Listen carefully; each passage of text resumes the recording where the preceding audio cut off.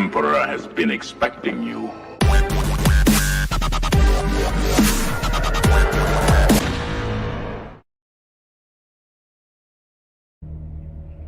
And what do you sacrifice?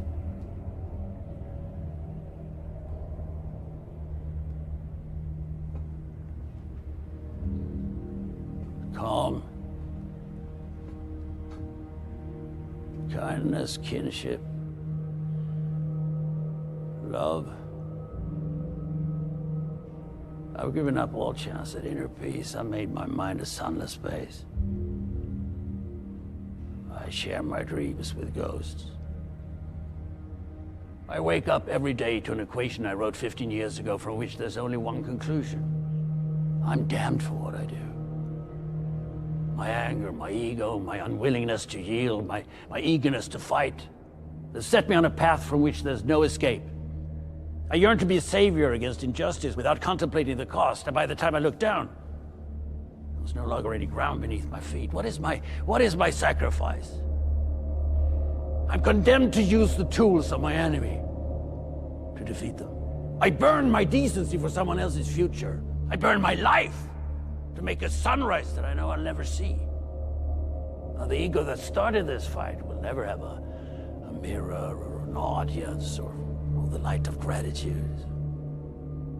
So what do I sacrifice? Everything! Hi everyone, and welcome to one six-figure focus into a different type of stream than the usual, talking about 1/6 scale collecting. This one here, I'm just going to put the banner down here just to warn you.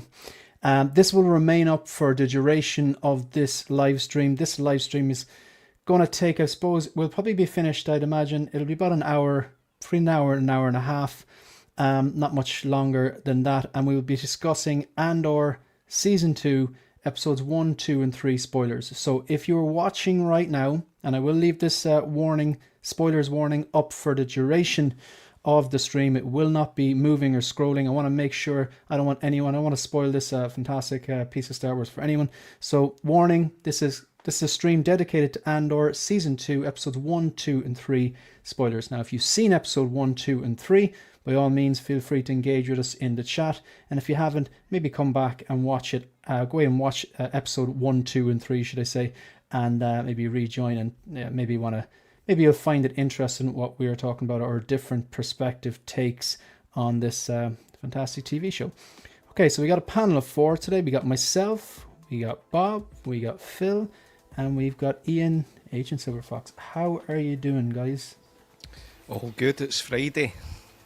And it's Friday, yeah, happy Friday, good stuff. And we've all, I presume, there we go, you're in a nice, are you sitting outside the back or something, Phil? Or is it a conservatory? Or? It's the conservatory, yeah. So it looks and what's the weather like? Bright. It's quite mild, but it's a bit overcast at the moment. I think the good weather's coming next week, isn't it, supposedly? Good stuff. That's a Return to the Jedi t-shirt you're wearing, is it? Yes. Yeah. Can't beat the old vintage style. I like that. Good stuff. Okay.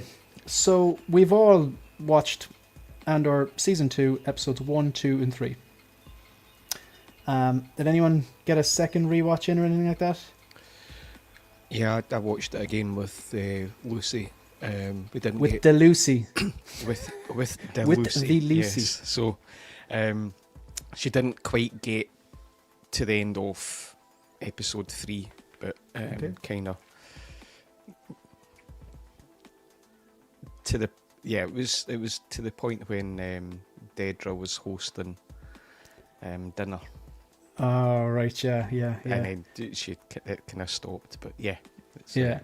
That was awkward to watch, but entertaining it was like car crash television. You could feel the tension between the three people there. Will definitely be having a chat. I'm sure we'll come to that because I really enjoyed that bit. Yeah, and the funny thing, I enjoyed it on other parts. There's other parts I thought typical Star Wars parts I probably should have enjoyed more, but I actually really enjoyed that. All right, look, really quickly, folks, we're not going to be talking about 1/6 scale collecting or figures or pre-orders or displays or basically anything collecting related. This is dedicated to Andor. So I'm going to address the chat and go through some basics, and then we'll get right into it. Okay, so as usual, the pinned comment in the chat is a link to channel memberships if you want to support the channel in that way. There's 2 different tiers. There's troopers and commanders. All support greatly appreciated, and yeah, absolutely no obligation. So we have, of course, we have Phil, Rogue One Photography, with the blue wrench here. We have Tiny Art Guy Bob here as well. We have a very, very early on super chat here. So from Preston, $1.99. I like this guy's directness. This is my entrance into the Anakin giveaway. We will explain about that. It's Monday week, so I think that's less, just under 2 weeks, but just over a week really before we actually give that away. So thank you very much, Preston. I do appreciate the $1.99. Thanks for supporting the channel, and yeah, that's you entered into the giveaway. We got Christian here. We have Psycho Realm 1. Yeah, so the super chat thing, you don't have to just type it. It's actually a monetary tip, because I'll show you why exactly. I've got to buy the figure. I'll get to that later on. So if you want to actually be entered into the draw, you have to either super chat and pay some sort of a monetary tip, or super thanks on the video. So and of course, if you don't, no problem whatsoever. Does the show need Jedi? No, it doesn't. Okay, so we're gonna just quickly go through some of the basic stuff. So we have 4,716 subscribers. I never thought that I'd get to this stage on the YouTube game. First 100 is a slog, first 1,000 is a slog.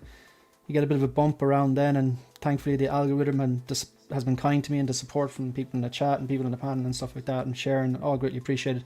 So thank you to anyone who's ever taken time to watch any of the videos, like any videos, subscribe to the channel, become a channel member, come on the show, ask me to come on their show, all that stuff. Greatly, it supports the channel, it helps the algorithm, gets the channel out there. I do appreciate it. So we're on the road to 5,000. So hopefully over the summer we'll hit that 5k. We might do another giveaway for that.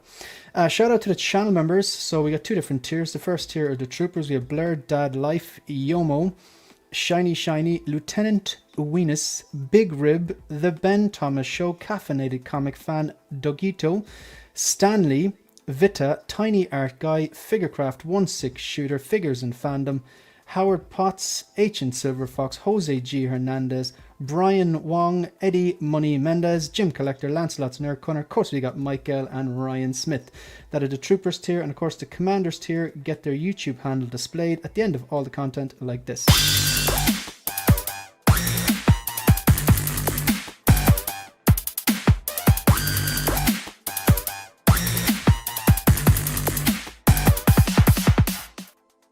So again, there's absolutely no obligation, but it is greatly appreciated that some people have been channel members for coming up on 2 years now. It is greatly appreciated. I'm not going to lie to you. It's not all to benefit giveaways. The last few months has, and I'm going to show you why in a few seconds in the slides. But like, you know, some of the times the money that comes in from YouTube, I use it to upgrade my display or buy fusion reactors or put towards NRDs and stuff like that. The same thing as any other collector would do. So it is greatly appreciated, and people don't have to do that, but thank you very much. Videos live on the channel now. My thoughts, a pre-order preview on the Scarecrow from Batman Begins, review on John Wick. I'm going to do a review on the John Wick dog. I have a 1/6 scale Staffordshire from Mr. Z. He's kind of famous for doing these like custom 1/6 scale dogs, and I think 1/12 scale as well. Very impressive. There's a short up on my YouTube channel at the moment. I did it last night showing this figure here with the Mr. Z dog next to it. So yeah, maybe check that out, but I'll be doing a full review in it. My review on the Paladone Death Star panel, or wall panel light, which is behind me here now. My thought on the Range Trooper. Can't wait for that. Ian has 2 already of the limited solo ones, and he's going to pick up a 3rd one. Big fan of that bazooka. We'll be talking about that bazooka, I presume, at one stage later on. Okay, so the Artisan Anakin giveaway. I'm just going to remove this banner for 1 second, but I will put it up. And guys, panel, just please remind me if I forget to do it, because I don't want to spoil this for anyone. Okay, so the Anakin Skywalker giveaway. I don't talk about tariffs here, because let's face it, you know, we have a full squad here. We've got Ireland, we've got England, we've got Scotland, and we've got Wales. Bob, did I get you're actually in England? Would that be correct? Yeah, I'm in England. Yeah. Yeah, so we have the full complement here: Ireland, England, Scotland, and Wales. So we've dealt with VAT and custom charges and import fees for years. It's nothing new to us. I understand that a lot of the Americans are dealing with that now. One of the reasons I don't buy off Sideshow is because of those said import, VAT, customs, whatever you want to call it, and the shipping fees. The giveaway I'm doing, I don't have to do that. Now, call a spade a spade. The last few months, there's a big increase. Well, there's been a significant increase in the amount of super chats and super thanks, but it will not cover this. The figure is $418. The tariff impact fee, which is new, and like the lads are probably looking back at, has anyone on the panel, I presume you have bought from Sideshow before, have you? Yep. Okay. No, I but you probably don't, and you've never bought from Sideshow, Phil, no? No, never. No. Or Bob, so Bob hasn't, and Phil hasn't, probably because of, I'd imagine, the customs charges, would that be Yeah, correct? because that's Yeah. one company you're guaranteed to get a customs charge from, whereas others, you still run the risk, but with Sideshow, you are going to get a customs charge. So, Yeah, it's guaranteed, and that's because they're doing things correctly. They're crossing the T's, dotting the I's. Completely, I get that. That's not a shade at Sideshow. This is just, we all have to play our game. Everyone's in a different situation. Everyone's in a different geographical location, different stage in their life, different amounts of discretionary income, yada yada. So the shipping here for standard 6 scale, this was $40 the first few times I bought from Sideshow. I don't typically buy them off them anymore. And then I noticed it went up to $50, this first standard 6 scale, and now it's up around $60. The tariff fee on the top is something new. Bear in mind this figure is $415. I'm going to do this maths, folks. Sorry, this will be really quickly. I don't want to, so what do we have? I'll just do this maths really quickly. So the figure itself is $415. Okay. Now, if I add on to that, then the shipping, 58.29. Now, what I'm going to do then is I'm going to add on approximately 30% because that's the import charge roughly that I'll get paid. And if you notice, I'm not including the tariff. I'm going to do that at the end. The reason I'm adding the figure cost and the shipping cost together and then getting 30% of that, because the VAT or the import charges I will get charged will be on goods and services and shipping as a service. It may actually be calculated on the total of the figure, the shipping and the tariffs. But best case scenario, that doesn't get included. It's not going to make too much of a difference. But so what we have there is the shipping and the figure come out at 473.29. I'm going to add on 30%, and now I'm at $615. And then I'm going to add on the new tariff fee. It's just, this is the final nail in the coffin. If there's any doubt, I think, for people in Ireland and England thinking about buying from Sideshow, it's just unsustainable if you want to be a collector next year or whatever. So the total is $665. So I've paid that out of my own pocket. I'll probably get about $400 back from the 3 months or 2 months of super chats, and that's fine. That's fine. The people, the subscribers, the people who watch, the people who like the video support, the people who are channel members, they support, and the people that are obviously dropping the super chats and stuff like that. It's greatly appreciated. But like, make no mistakes about it. I am profiting from this. But if I was, so what? I'm putting the work in, I'm making the videos, I'm organizing the live streams. They don't happen overnight. But in this case, yeah, maybe in the future I might do it and it might work out better. But hey, look, someone is getting a free Artisan Anakin Skywalker. It is exciting. I can't wait for that crazy duck race. So when is it? It's on the Hope Show on Monday the 5th of May. So that's Monday week. How to enter: drop a super chat on any of the live streams. So it'll be this live stream or the Hope Show next Monday, or any impromptu ones I do between now and Revenge of the 5th, May 5th. Or drop a super thanks on any of the video, or be a channel member on the night. You don't have to do all three. Any one of those and you're in. So this is the list of all the people who've dropped a super chat on any live stream since the 3rd of February. On the right then, that is a list of people who've dropped a super thanks, and that is up to date. They updated that. The only one who wouldn't be on that is the person who dropped the $1.99 super chat already today. And of course, the channel members, I'm not going to know until the night. People might finish and not rejoin or whatever, but there'll probably be another in around 30-35 people. It's probably going to be about 100 ducks and 4 different heats. That's going to be crazy. I'm looking forward to that. So yeah, that's it. Okay, so going to put the spoiler warning back up now. I might see what's the best way to do this if I get that spoiler warning up. Right, so we are talking Andor Season 2 spoilers, and I'm just going to move us over here. Okay, that works. Okay, so this is it Sinar? Sinar Test Facility 73, where they're like, I believe, a family. I think the planet was named after the family, and the family were the ones who designed and manufactured the TIE fighters. If I'm wrong on that, please let me know. This looks like a TIE Interceptor to me. I'm told it's not a TIE Interceptor, and it was confirmed by Tony Gilroy that it's a TIE Avenger, a prototype almost like a type of interceptor. Bloody strong. I was going to start off and say the first 10 minutes of this, like, I wasn't expecting it to start off with such a bang, because we know Andor's a slow burn. We know that even these 3 episodes is slow burn, but this was like straight into, oh, you want some Star Wars, do you? Here's some Star Wars. And it was bloody good. So I'm going to stop talking now. I'm going to give in my thoughts at the end, but guys, anyone want to just chime in, jump in there and give us your thoughts on say the introduction here, the first 10 minutes of episode 1? Yeah, for me, Shane, the first 5 minutes was still like Andor season 1, because it was like almost just like 2 people, right? And there was a bit of dialogue, but then after 5 minutes, I agree with you, it just went, yeah, you want some of the Star Wars that people were complaining about, and then boom. The bit that stood out for me is that obviously over that year, Andor's become a bit of a cult hero.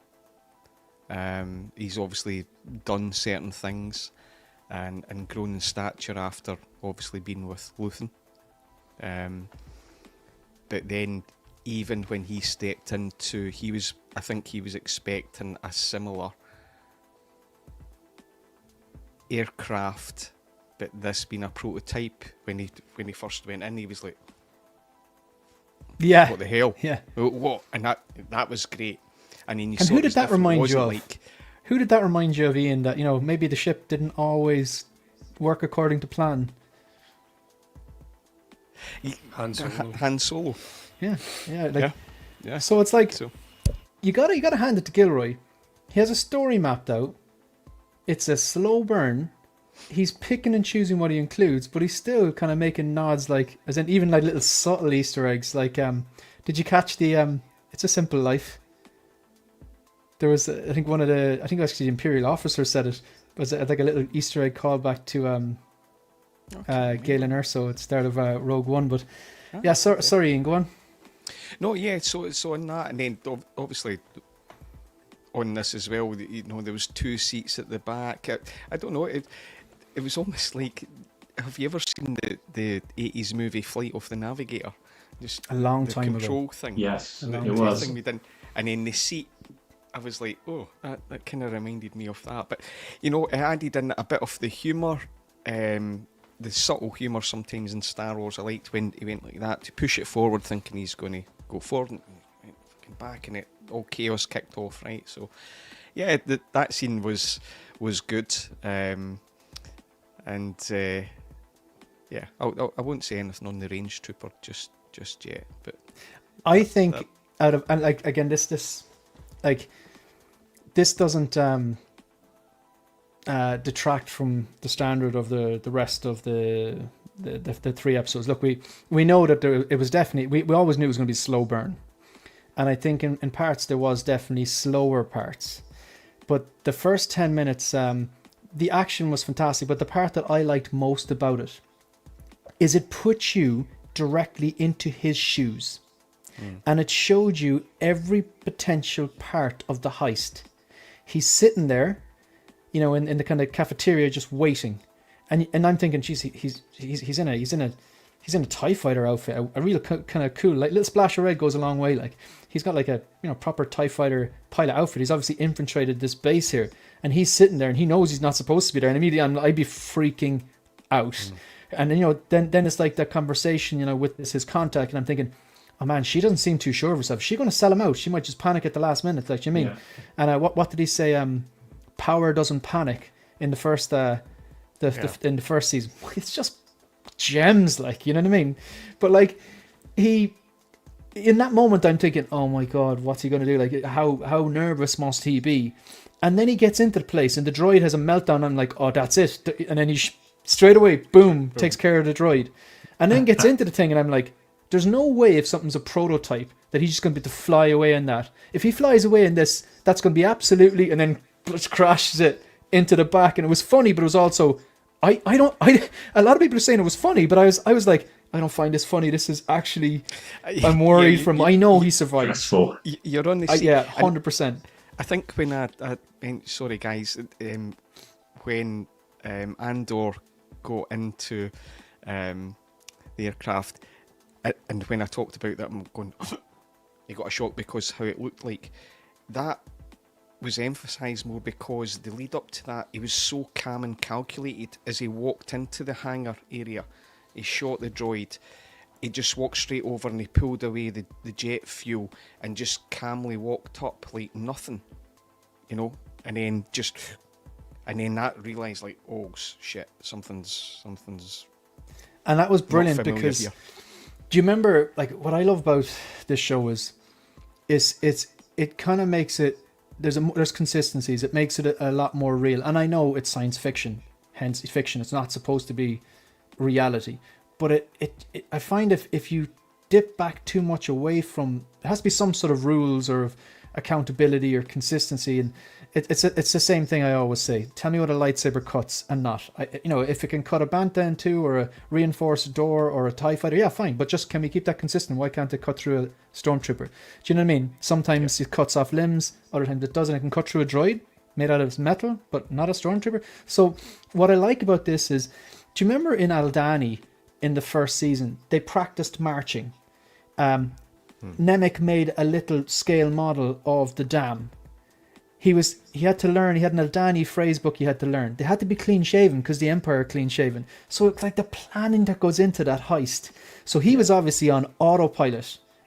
That's why he didn't look scared until he realized this is different. This isn't part of the plan. And then you're right, you're picking up on that. You're 100% right. I love that little nuance, and yeah. Bob, what do you think of the first 10 minutes? Yeah, I absolutely loved it. I agree with what you two have both said. It's what that old adage about, plans are fine until you start to do what you planned. And that look of shock on his face. I love the way that I think the vehicle itself was brilliantly rendered. The way it almost seemed to kind of morph around him as he got in. Things, there was nothing there to start with, and then the arm slots came up and the seat. I thought that was all really clever, and the whole design of the ship, probably one of the best looking ships I think we've seen. And then the Interceptor is always amazing looking, but this is even nicer. Yeah, but even inside, I mean, we saw it probably we saw more of the inside than we've possibly ever seen before. I think it was the shock and mix of how do I feel when it suddenly, the way it shot backwards and upwards into that corner just looked so real physics wise. You felt the weight of the thing. You heard the clank. It really felt like a heavy, powerful machine out of control. And I just thought that was just done so well. Yeah, it just sets up it was perfectly. Strong. It was able to take a lot of battle damage without It's just a hell of a beast. And then I, the same as you, I echo the fact of almost like crapping yourself. He's in that position. What is he going to do? How is he going to get out there? I just couldn't fathom it out of my head how he was, and then I sort of felt stressed for him. And like you say, the planning bit to start with was all very calm and serene, wasn't it? It was all, everything was going, the conversation, it was all very smooth. He popped the droid. And then suddenly my emotions, which is what I love about, the best Star Wars movies and series, is when suddenly your emotions go from one thing, to another, and it shot straight into panic as soon as that thing backed up the wall. And even from then, they didn't make it suddenly, he's only done one thing wrong. He then had to gradually work out everything, didn't he? From getting it lined up to how he was going to get out there. And it wasn't like it was one kind of learning thing after another. And I just felt his panic, but that just totally absorbed me into the thing, and I just couldn't wait to get going. And those are the little bits that I find really interesting and entertaining, because it seems like there's stakes. And we know with him, there's not really stakes. He's not going to die because he doesn't die in Rogue One. We get that. But it feels like there's stakes. Whereas like, and like people would say, oh, but I don't really need to see him making a mistake, so I just want him to hop in and blast everything. And that's one type of person. I that would be so boring to me, because the other extreme of that is like, yeah, Kenobi can just walk out of that facility, Scooby-Doo, and throw the long coat over Leia and no one's going to notice. That's the opposite end of that. You know what I mean? Like it's one's like, everything's fine, everything goes according to plan, no one notices. And then this is here, things don't go according to plan and he's got to work this out. That's a lot more engaging for me. And like you said, there's panic and you're putting yourself in his shoes. I just want to address this comment real quick. He should know how to fly a TIE fighter. I think that's the whole point, Stanley. There's a part in the, I don't know, is it this episode? I think that might actually be episode 3, where he was like, this is not the ship. He says, this is not these aren't the controls, everything's different. So how would he know how to fly a TIE fighter? A, they've stolen one before, but there's nothing to suggest that he has. Or B, they've someone on the inside who has given him instructions on how to fly a TIE fighter, but this here isn't a normal TIE fighter. They actually account for that. He's like, this isn't, like, he's not going to go in there. We saw all the planning that went into Aldhani. The rebellion, they seemed, his faction of the rebellion, the organized, the Luton, the Cinta, the, obviously, what the other girl's name is, a Cass, and what's Luton, the girl that works with Luton is, Clea. They're in an organized faction of the rebellion, whereas the lads we see later on in Yavin are the complete opposite. So, unless you know, like, do you know, like, why should he know to fly a TIE fighter? You know what I mean? Like, and he does acknowledge that, well, actually, this is not the ship I was supposed to be flying, so the information he got was incorrect, because this is a prototype, and maybe there's only a select few who can fly this. Humble Collector UK went to see Revenge at the cinema. It was really good first time seeing it that way. Saw loads that I maybe hadn't seen at home. Need more Star Wars in cinema. Yeah, well, the next few years are going to be good for you, man. Next few years are going to be good for you. What do you think, Phil? First few minutes of this? Well, the first thing I want to address is, why the hell didn't he put that helmet on? Or at least, why wasn't he sat there with the helmet on and then removed it, so you get that sort of Mandalorian coming through the curtains moment, and it's like, yes, you know, it's Andor, sort of thing. Yeah. But that's just me. But there we go. I actually thought it was weird the way he didn't put on the helmet. Maybe it was the panic of it. Like, I don't even know what is the function of the helmet. He can breathe inside there. I think the helmet's just because it looks cool. But in universe, I don't know what the function of the helmet is. I know, like, say, if you look at Top Gun and the altitude, they have like air and stuff like that. I get that, but if it's airtight, or, you know, which I presume it has its own air supply, why does he need? Maybe it's the speed or something like that. It might crush the brain or something like that if you're going too fast. Or, I am not entirely sure. I presume it's something to do with oxygen protection. Just looks cool. But you're right. I want him to put on that helmet as well. He had the helmet in his hand, though, didn't he? He did, yeah. So when, not if, when Hot Toys put that up for pre-order, we do want the helmet, yes?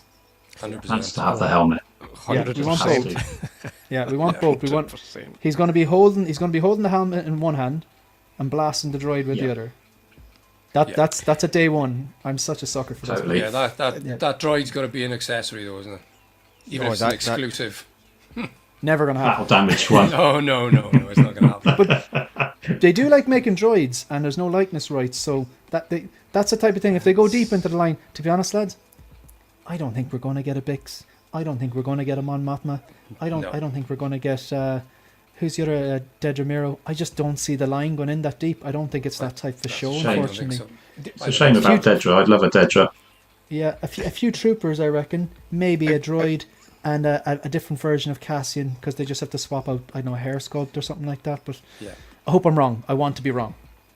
Mon Mothma might, because of what she's been in that character, there's a bit more depth there. But True. I still think that would be a push. Yeah, I think so. True. Yeah, they tend to make maybe more male characters than female, to be honest. And maybe I don't know why that is. Like maybe they have the data. I don't know. Maybe they're not. I think the thing with Mon Mothma as well, they could pretty much rebox the same character with different, the number of different things she's been in. Yeah, because she's in the prequels as well. Same actress. Yeah, and just call it, put the same figure in a different box and resell it. Yeah. Was she in Rogue One at any point? I can't remember. I need to rewatch that again. I think she was. Mon Mothma.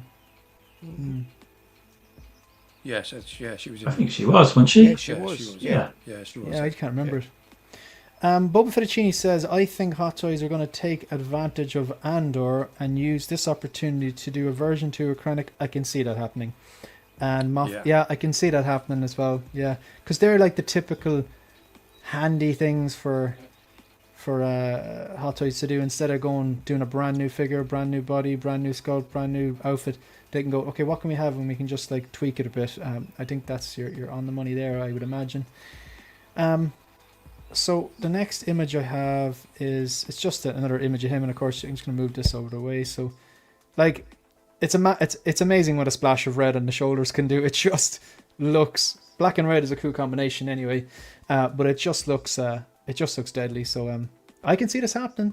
Yeah, this is 100% happening, isn't it? It's I think so. Yeah, happening. Now we've got 2 Andor season 2. Well, they're branded Andor, but they're Andor season 2 announcements. We have K2, and we have the range trooper. The range trooper with the bazooka. I thought that was epic though. Do you know? Because he was like Bob said, it didn't make it too easy. He was struggling to fly the thing. He was struggling to work out the weapons. The power of those green blasters inside in such a confined environment, you really get to see. It's like if someone shot a gun in a small room, like a bullet in a china shop. You know what I mean? It really does overkill, wasn't it? Yeah, it needed that sounds, overkill. Yeah, it made me laugh when like he dodges the first rocket from the bazooka. And your man, in fairness, the range trooper looked like an absolute boss. Like he was very chilled out because he's like, okay, this is an easy target. But as we see from later on in the episode, stormtroopers can hit things, but they have to look through the viewfinder. But like he looked the part, but then when Cassian found the right button, it was so funny the way he just presses it, and next thing there's a big hole where your man was, and he puts 2 and 2 together. But yeah, I really enjoyed all of that and chase scene and everything. So And I'm glad they done that with when they got rid of the range trooper rather than actually seeing it, because I think less is more sometimes. Like you vision some stuff. But I would like to see the range trooper blow up one thing with that bazooka if it happens again. Like I'm hoping we see a range trooper again in the season. That would be maybe the Battle of Gorman or the Gorman Massacre. Yeah, maybe that could be it. It could be. But see on that scene, it reminded me a little bit of young Anakin in the Phantom Menace. A little bit when he was in that area, but in a more adult theme. It was a bit goofy, that scene in the Phantom Menace. Because it's a child that was in. Yeah, because that was like that little snippet what you just said. Like for me, with the reason I'm not a big prequels fan, I think the dialogue, the shady dialogue, the questionable dialogue, is probably one of the first things that I like. It just really turns me off them. The overuse of CGI, and there's other things I won't get into. It's not what we're here for, but that I'm gonna try rolling. That's a good trick. Oh Jesus Christ! Like, you know what I mean? It's just I just cringe a bit. Like I did when I saw it when I was 15. I still enjoyed it when I was 15, but it was the opposite of that. Same mistakes, but higher stakes. If that makes sense. These morons were a low point for me. I'm just gonna get my take out of the way real quickly. So, I put up during the week. Sorry, can you still hear me? I'm not sure. Yeah. Okay. I just want to, on my story, I just want to put up my kind of general synopsis there. I put it up there during the week. See if I can find this. Where was it? I think I had it here. Okay, so Sorry, why isn't this working here?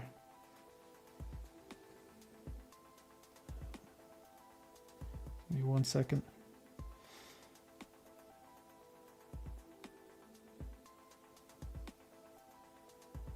Okay, sorry. So this was like, after watching the first 3 episodes, there's no spoilers in this, and I tagged it no spoilers on my story. Solid start, but slow. Very slow. At times glacial. Builds on the atmosphere and tone set in season 1. Beautiful sets, costumes, score, and the dialogue and intensity we expect from the show. However, there were surprisingly parts. I said surprisingly because as slow as season 1 was, I didn't feel there was any filler in it. Things were slow, but they had purpose, and even this part did have purpose, but one situation in particular that felt like filler. The payoffs do come in the form of exciting action scenes with stunning visual or special effects, performances from all casts all around as A1. I don't mind slow burners, it's still great TV. The payoffs are there, but not necessarily enough for enduring the slower parts of the episodes. I think it might have been a bit harsh there, to be honest. I think after watching it again, I was like, okay, no, actually the payoffs were good enough. I was probably a bit too harsh there. Still loved it. Still the best written Star Wars TV, for me, show to date. But patience is required. I do stand by that part. So I'd rank, it was 4 stars out of 5, the collective 3 episodes. But as Ian said during the week, like, would you ever like watch the first quarter of a movie and then give it a 5 stars or 4, or give it a score out of 5? You wouldn't. You watch the whole movie and then you score it. So I think this might be something my final score will be at the end. But the bit when I said that felt like filler was this. When I watched the first time, I was like, okay, these guys are idiots. They're really, really annoying. And that paper, scissors, rock thing was a low point. But in hindsight, as much as it did feel like, okay, we just need to keep Andor busy for a while, which it did feel like that, there could have been a different way where they kept him busy but made it still more engaging. I didn't get the stakes in this. I felt the stakes with his escape in the TIE Avenger. I was like, man, this is, he's going to get caught, something's going to happen, this is going to be a big setback. I didn't really feel the stakes here.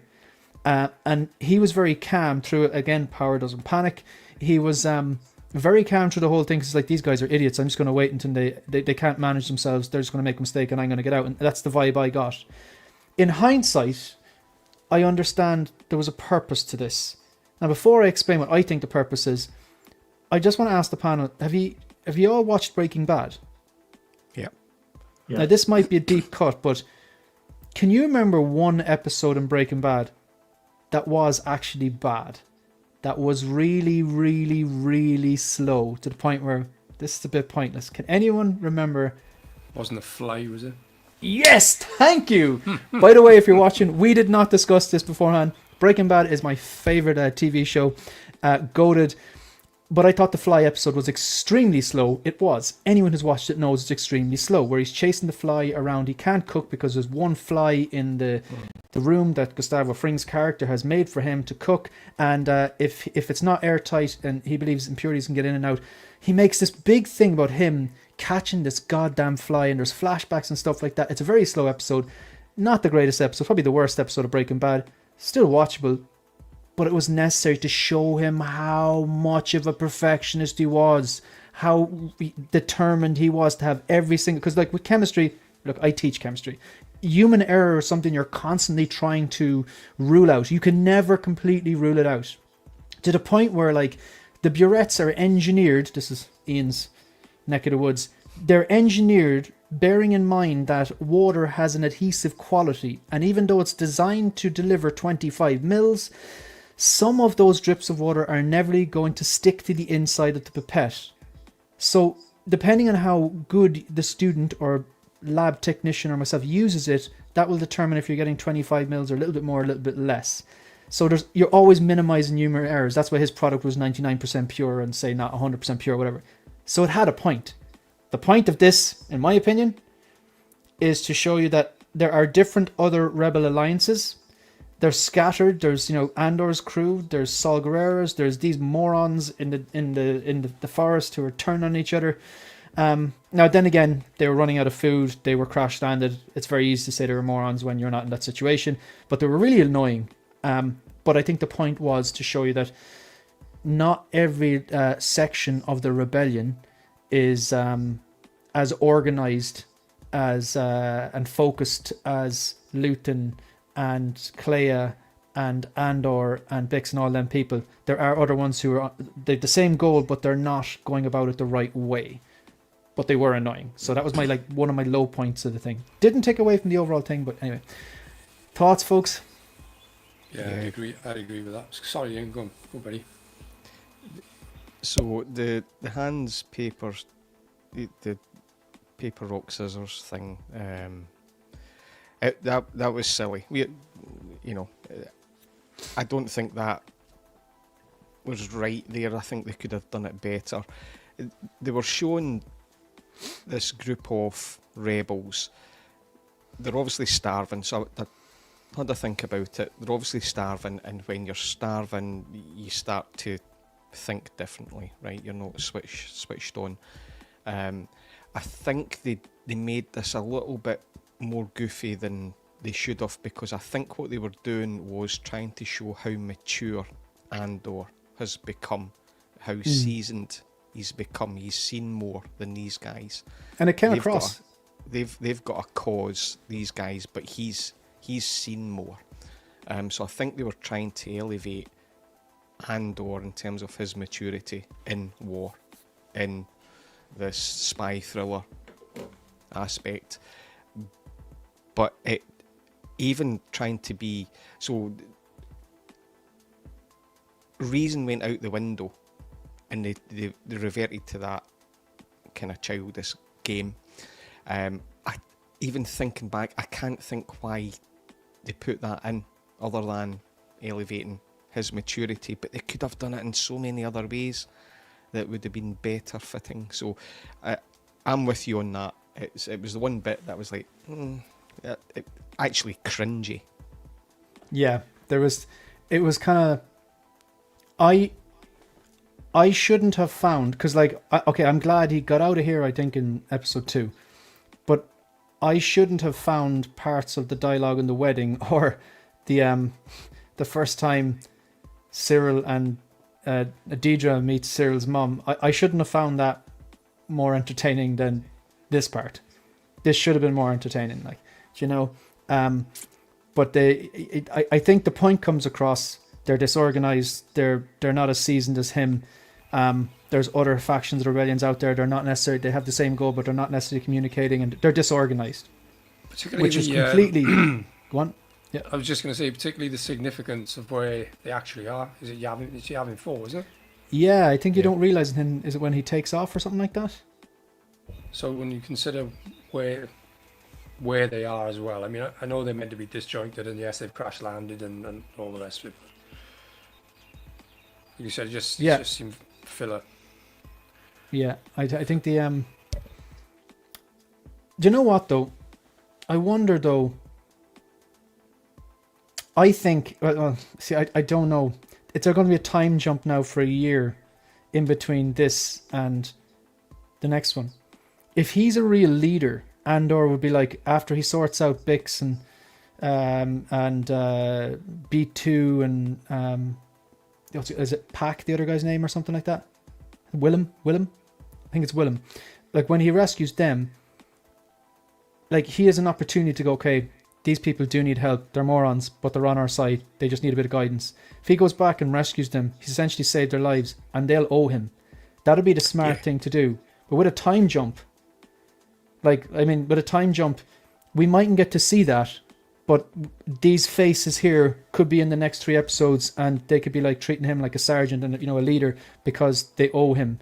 That'd be the smart move. Now maybe we'll see that, and we don't need to see him rescuing, but we'll be like, okay, one line or something like that, and like, okay, he clearly went back from they know he's the real deal. So I'd imagine that's the way it's going to work out, because he's hardly going to leave them there. Like, well, anyway, what do you want to add anything else? Any more, Bob, Phil? Any more? Yeah, I when I first saw this, I thought it was maybe they just wanted to have a part where like friends and family can take part in Star Wars.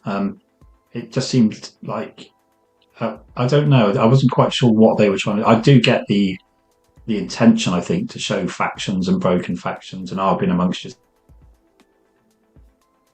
But there were some parts of this that reminded me of Monty Python. I think where I think they're sort of shouting to each other from the castle to the forest. You can't sort of see them, and they're just saying really random, stupid things to each other. I think that was the worst part, where you had a bunch they're just of them shouting held in the dark. Yeah. You had a bunch of them held out in their crashed ship, and a bunch of them held out in the TIE Avenger. I did watch one breakdown, and they said that them trying to turn the TIE Avenger so that they could blast the other ship was a microcosm for the Death Star. I don't know if that was intention, but if it was, that's kind of clever, but it's just still, it was a bit idiotic. It's like, guys, you're not going to be able to move that yoke. Do you know what I mean? Like, if you'd seen what happened in the previous few minutes, yeah. It was quite funny when the gun went off, just to see the devastation in the forest. It reminded me a little bit of Predator, when in Predator, the big great scene where they just shoot the forest to bits. That was absolutely, that's what that reminded me of. So there's a couple of tiny bits in it I did like. But yeah, it was kind of once he flew off, it was kind of like, what's all that about? I was like, thank God he's away from them, because I knew it was a 3-episode arc, and I was like, is he going to be stuck here for 3 episodes? Because that means the Andor storyline isn't particularly great.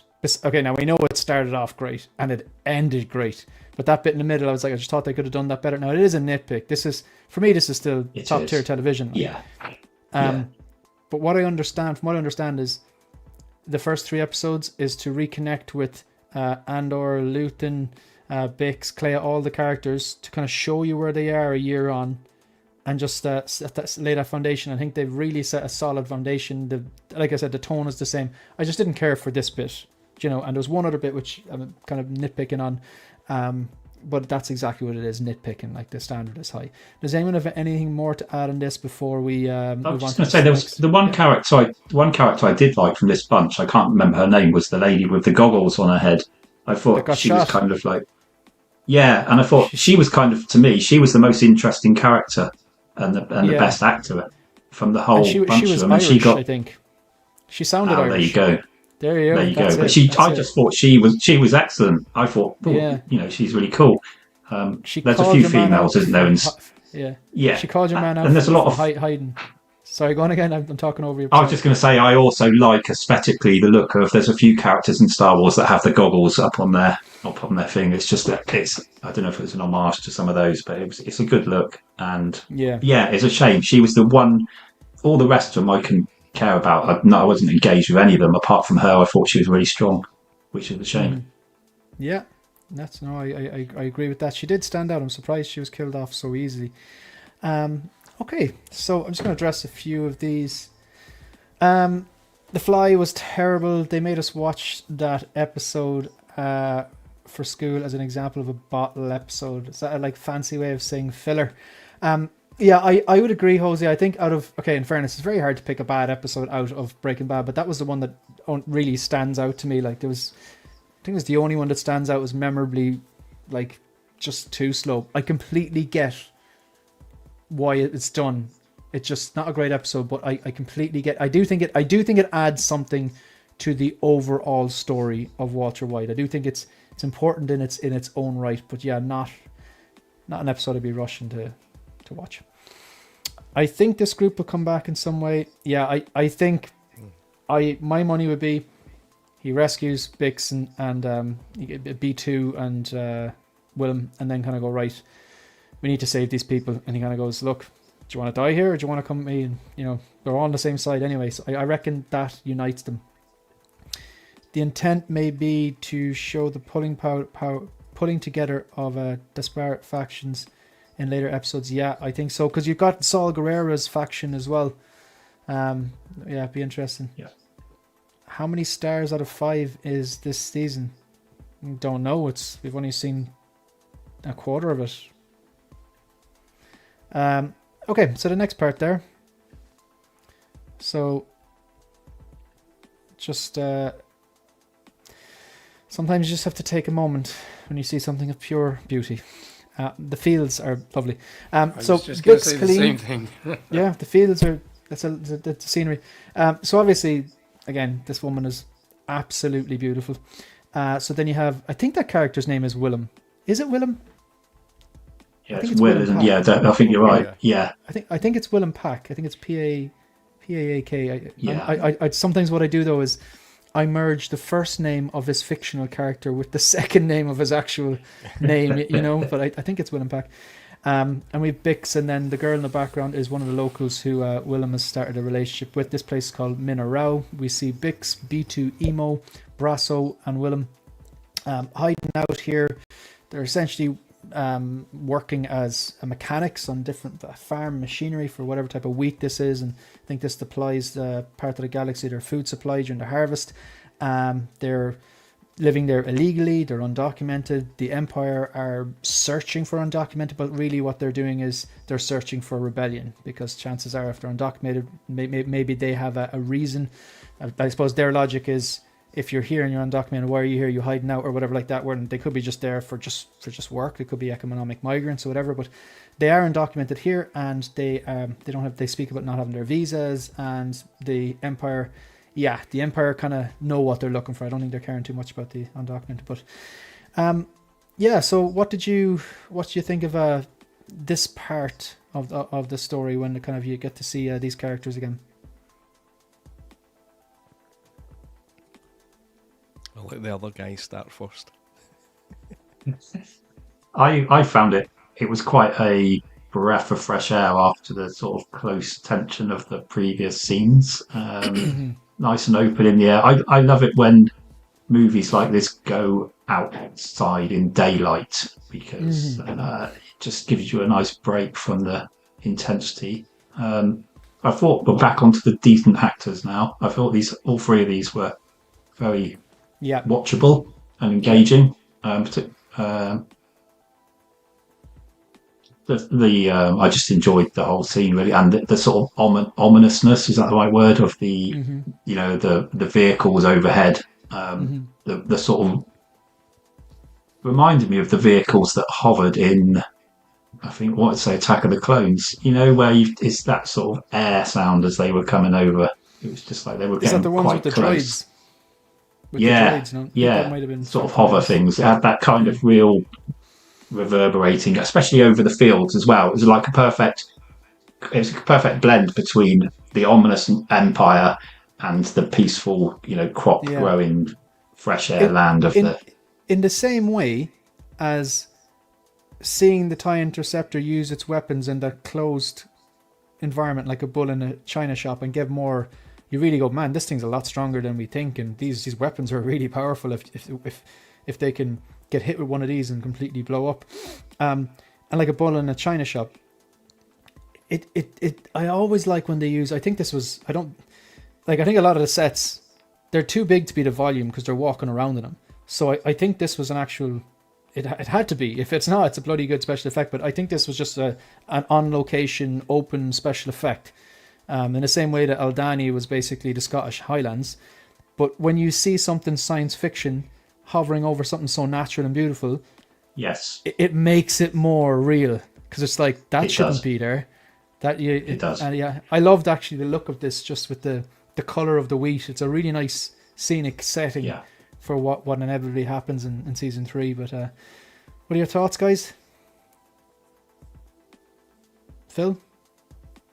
Yeah, I thought it was a nice transition. It was great to see these guys again. They're obviously still involved with Cassian and some sort of rebellion with the communication they were still having. But it's open world, and as you said, there's nothing I like more than seeing open world, not just rooms and inside ships and all the rest of it. But it was I like the way they were sort of portrayed as sort of migrants, I suppose, or illegal immigrants, whatever you want to call them.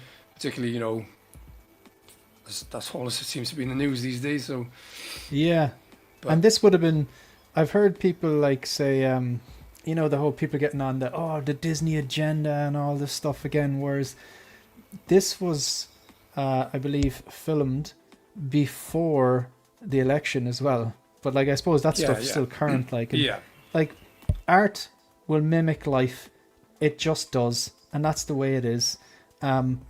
and it's just up to you to kind of go like whether you like it or not. Like I do like when science fiction kind of like touches on current affairs and stuff like that. That doesn't bother me at all. I mean, it's quite obvious what the Empire are modeled after. I think if I say the word, I'll get demonetized, but it's quite obvious what they were modeled after or influenced by. Yeah, but, it's invasion, isn't it? It's all about the invasion, and there's sort of no escape. Yeah, from that stuff never force. really irks me. I know it does. It kind of people get a bee in their bonnet over that, like, but it never really bothers me.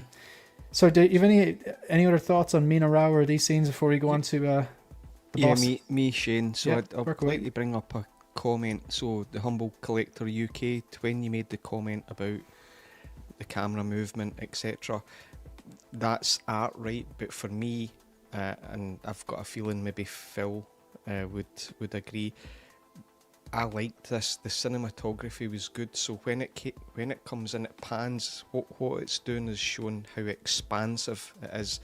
So this is in the Outer Rim. Things are barren. It's in a farmland, etc. So the way it filmed, it reminded me of. I'm a big Western movie fan. The way it comes in and it does things. Sergio Leone was a master at certain things. The way they worked it, the director of photography, whoever they were, hats off. The cinematography was great, and when I say director of photography, there's certain scenes in this world, in Mina Rao, where the framing is really nice. It tells a story. You don't need a lot of dialogue the way it's filmed. But the way, even with later in the scene, in terms of Brasso, there's a bit that it moves and then moves up. You don't need dialogue, it just told you something. So for me, and it's art, right? It's how you perceive things. I just think it was really, really well done. I really liked it, and it was a contrast to the previous scenes where the rebels were, and it was tighter and more claustrophobic, and the contrast is quite evident throughout the 3 episodes for me. How it's done, I think it's done really well, but that was the standout piece for me. In addition to what the rest of the guys said, but they used a lot of drone footage, I believe. I think moving, what you're saying, I think they used a lot of moving drone footage. The camera was always kind of like moving, I think, in a lot of scenes in this, and a bit high, and it looked like it was filmed by a drone, which made it look like massive great planes. But you're right, the cameras and the I like that. I think that's a game changer, using drones. You know what I mean? Obviously, drones are just helicopters cool, and everything, but the footage you cheaper can than get with helis as well.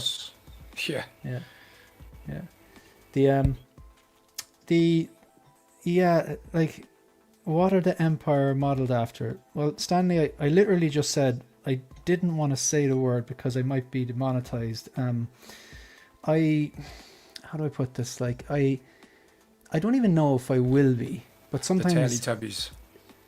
Sometimes YouTube can be kind of finicky with that. Like, it can like shadow ban. You don't even know it's not showing the video to people. You don't get a notification. And sometimes like it can actually demonetize the video. You get like a warning or whatever like that. So look, just Google it, work it out. It's not that difficult really. The Humble Collector UK, I didn't mind this scene. It was the Game of Thrones bit. Yeah, you're talking about Chandrilla, I think, and the wedding and stuff like that. Yeah, we will be getting to that. So this is, let me remove this so I can read this. Is it the Maltine Divide? So high up in the mountains, very, very scenic. You have this Krennic back, Ben Mendelsohn back. He's a fan favourite really at this stage. Of course, Ian there has the full complement there now that he's got Galen Erso in. He has this and he has Thrawn as well. Major flex there on the old Instagram today. They just really, really just cool looking figures and just those Imperial outfits. So this guy he's a fan favourite. He's a great actor. And they have essentially like a meeting on how they are going to... He's saying it's the Emperor's energy project for like he's making it sound like it's about sustainability. What they really want is this calcite found in Gorman because it coats the reactors. But he knows it's for the Death Star. He says he spoke to the Empire, and he tells all these people, don't tell your superiors. This is need to know, this is classified, and if you don't, I'm going to tell the Emperor on you. But we know what Krennic's like. That conversation more than likely didn't take place. He's kind of going on a solo run here. He's telling them that they need to get this calcite out of Gorman by drilling down into the planet, which essentially ruined the planet. And there's like 800,000 Gormanites or whatever they're called living there. And he's telling them it's for the Emperor's energy project.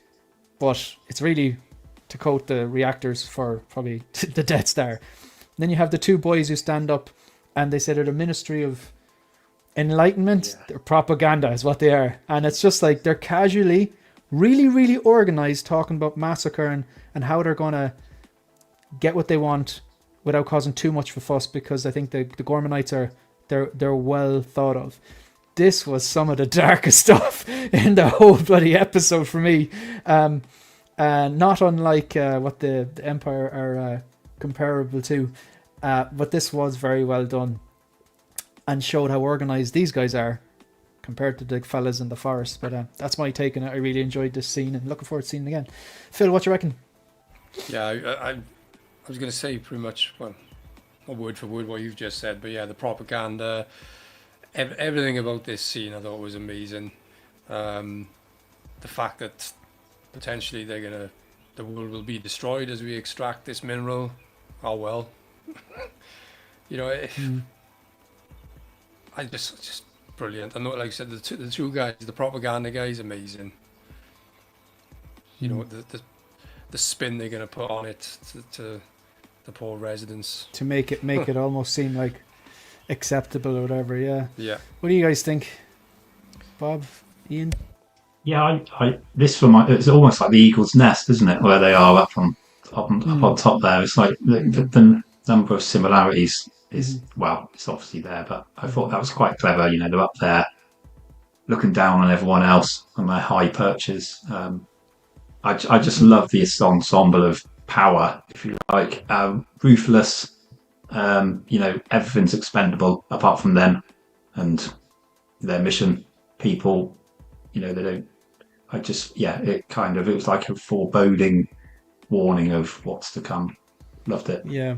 And it kind of a reminder that the rules and the Empire, the Imperial rules and Imperial law are not there to protect the civilians. They're there to serve the Empire. And it's that reminder, it's that difference between a healthy government, if one such exists, or a regime, a dictatorship almost, you know. I think he mentions Tarkin in this scene as well, doesn't he? Does he mention Tarkin in this scene? Yeah, I think you're right. Did he say even and Tarkin the other chap didn't know or something? Yeah. But was he like General Tarkin or something? Yeah, there's another general, isn't there? He mentions and Tarkin. Yeah. The guy with the white tash. Oh, is that the fella who was in? But he mentions him. Was he in some episodes of season 1? I think briefly. I think he's been in Rebels as well. If it's the guy I'm thinking about, I can't remember his name. He was. Was it? No, he was in Clone Wars. In a similar sort of thing. He's always at these tables. Yeah. Yeah. They love a good table. They do. Yeah. An Imperial this table. This reminded me of like the Roman Empire and the Senate and the scheming of people or an individual. That's what I took from it. But it was a good link to Rogue One and Krennic's story. Ben Mendelsohn we don't need to say it, but he's phenomenal. I just think he's absolutely fantastic. Did you ever watch Bloodline? Yeah. Yeah, he's very good in Bloodline, isn't he? Yeah. Disaster. So I think the story, how this introduced him, was really well, because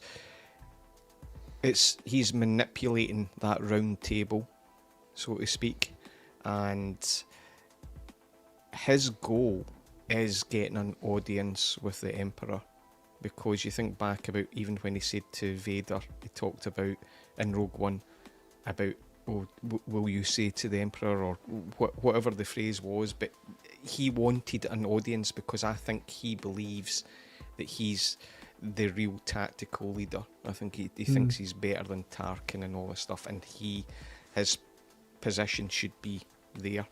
That's what he's a ladder climber. He's absolutely, and he's almost like a rogue element. He's a maverick the way he's doing things, but on the evil side.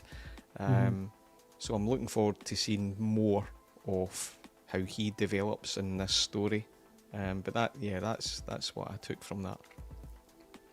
And 100% we're getting a Krennic 2.0, and I will. Oh, I'd say so. You're not wrong in that. So then again, this is I have these roughly. I think I have them all in chronological order. I can't remember, is this from season 1 or 2? I think this is where he's on Coruscant and he is talking to... He's moved up in the world. He's now the boss of the place where he was sent after being messing up the situation on Ferrix, basically kind of moved around and he was fired basically. And now this is his new job and he's moved up in the world. I don't think this is the outfit that he's wearing when he meets his mother, and his mother meets Dedra for the first time. Yeah, no. But we can probably talk, and I think the next slide is the modern age. Yeah, so like we can kind of go through all that in one.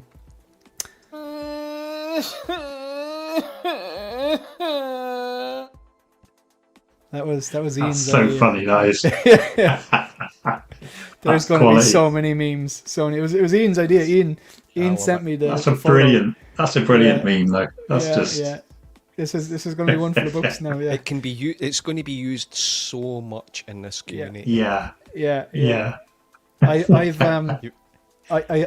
was going to use get like a file for people crying. I just took a shot at it myself. I just liked the way it turned out. The dog kind of looked at me when I was doing it though, but but that makes it better rather than you importing some other audio file. I'm going to leave that there now. That's definitely there's going to be loads of memes on that. Okay, so maybe we'll just address the situation with her, Dedra, the mother, all at once there. Anyway, I'll go last or something. Anyone at all who wants to speak on that. We're in Coruscant. He's shacked up with Dedra. They meet the mum. I really, really love this scene because Dedra's a character that you shouldn't like, right? But my goodness, her acting, how she is, she's wonderful actor, how she's portraying this character. I love that. The mother is one annoying. Yes. Oh my goodness! I'm glad it's not just me. She plays the part so well, but my goodness, and you don't want to look too deep into it because it's just entertainment, but her husband left her, and then she feels like if she controls her son, then he'll not leave, and that is 100% what it's a. And she's doing that to keep him close, and she's that intelligent. She's sitting there quiet and observing, right, and she switches the power aspect, and that's when she says about inversely proportional to the anxiety aspect she'll control in terms of how much she sees him, because she sees through her anxiety that she's created his anxiety and all that stuff. So on the deeper level, that aspect I really enjoyed, but she really elevated herself to me as a character. She's kind of grown, and then this, boom! Even how she was dressed, right? It was very dark. It was a business meeting. Power. Very formal. Yeah. I thought it was brilliant. Honestly, I thought this was one of my favourite scenes. I really enjoyed it, and the mother getting put in her place. It was awesome. I'm not pro Empire, folks. I really Dedra. No, she's wonderful. She deserved everything she got. The mother was basically mentally abusing her child. Mm-hmm. Do you know what I mean? As in to the point where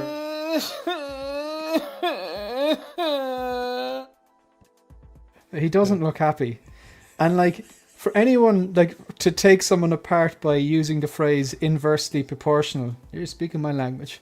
Like she just like she could have got really ticked off about it, right? And you could see like Dedra was like fidgeting. There's a scene where her hands are behind her back and she has this nervous twitch. So she is human underneath all the cold exterior and the fact that her parents were locked up for being criminals, and she was raised in an imperial kinder block, and she's so like emotionless. You see why she is the way she is, but you can see she's still human with all those little things. But as soon as he was in the back, gone, she just game time. Yeah. And she shut her down with the phrase inversely proportional. I just thought that is some cold stuff. And the mother was just like, right, that's it, done. And it'll probably be better for Cyril. But Cyril, like, I anticipate that he still has Andor on the brain, and the job he has, even though he's successful in it, Dedra has the job that he really wants, and she isn't supposed to tell anyone what Krennic is doing. So I'm wondering, will she share that information? If he gets a whiff of it and she won't tell him, trouble in paradise. And I shouldn't be that interested in the most awkward couple the galaxy has ever seen. But it is. It's just it's captivating TV, more so than the guys in the forest. You know, I shouldn't be as invested in that interaction. I shouldn't be, but I was, and it's just the way it was written. It's the same way that start of Pulp Fiction. I'm going to give you 3 examples.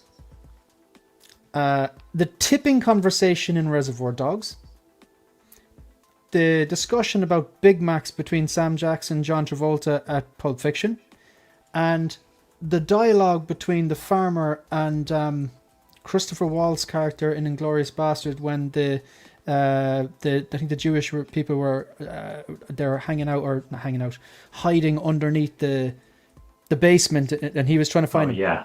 The dialogue, okay, that one's very intriguing because there was a lot of tensity. But that's probably a bad example because the dialogue was good in all 3 of them, but that wasn't an everyday event. Talking about tipping and talking about Big Macs, it's just a normal BS conversation. But Tarantino wrote it, and the guys delivered it so well that it was like, this conversation shouldn't be that intriguing. That's what I'm getting from this, and that's what I think a lot of Star Wars has lacked for me. Just good story, I agree. Like good dialogue and good acting, and we've had that before.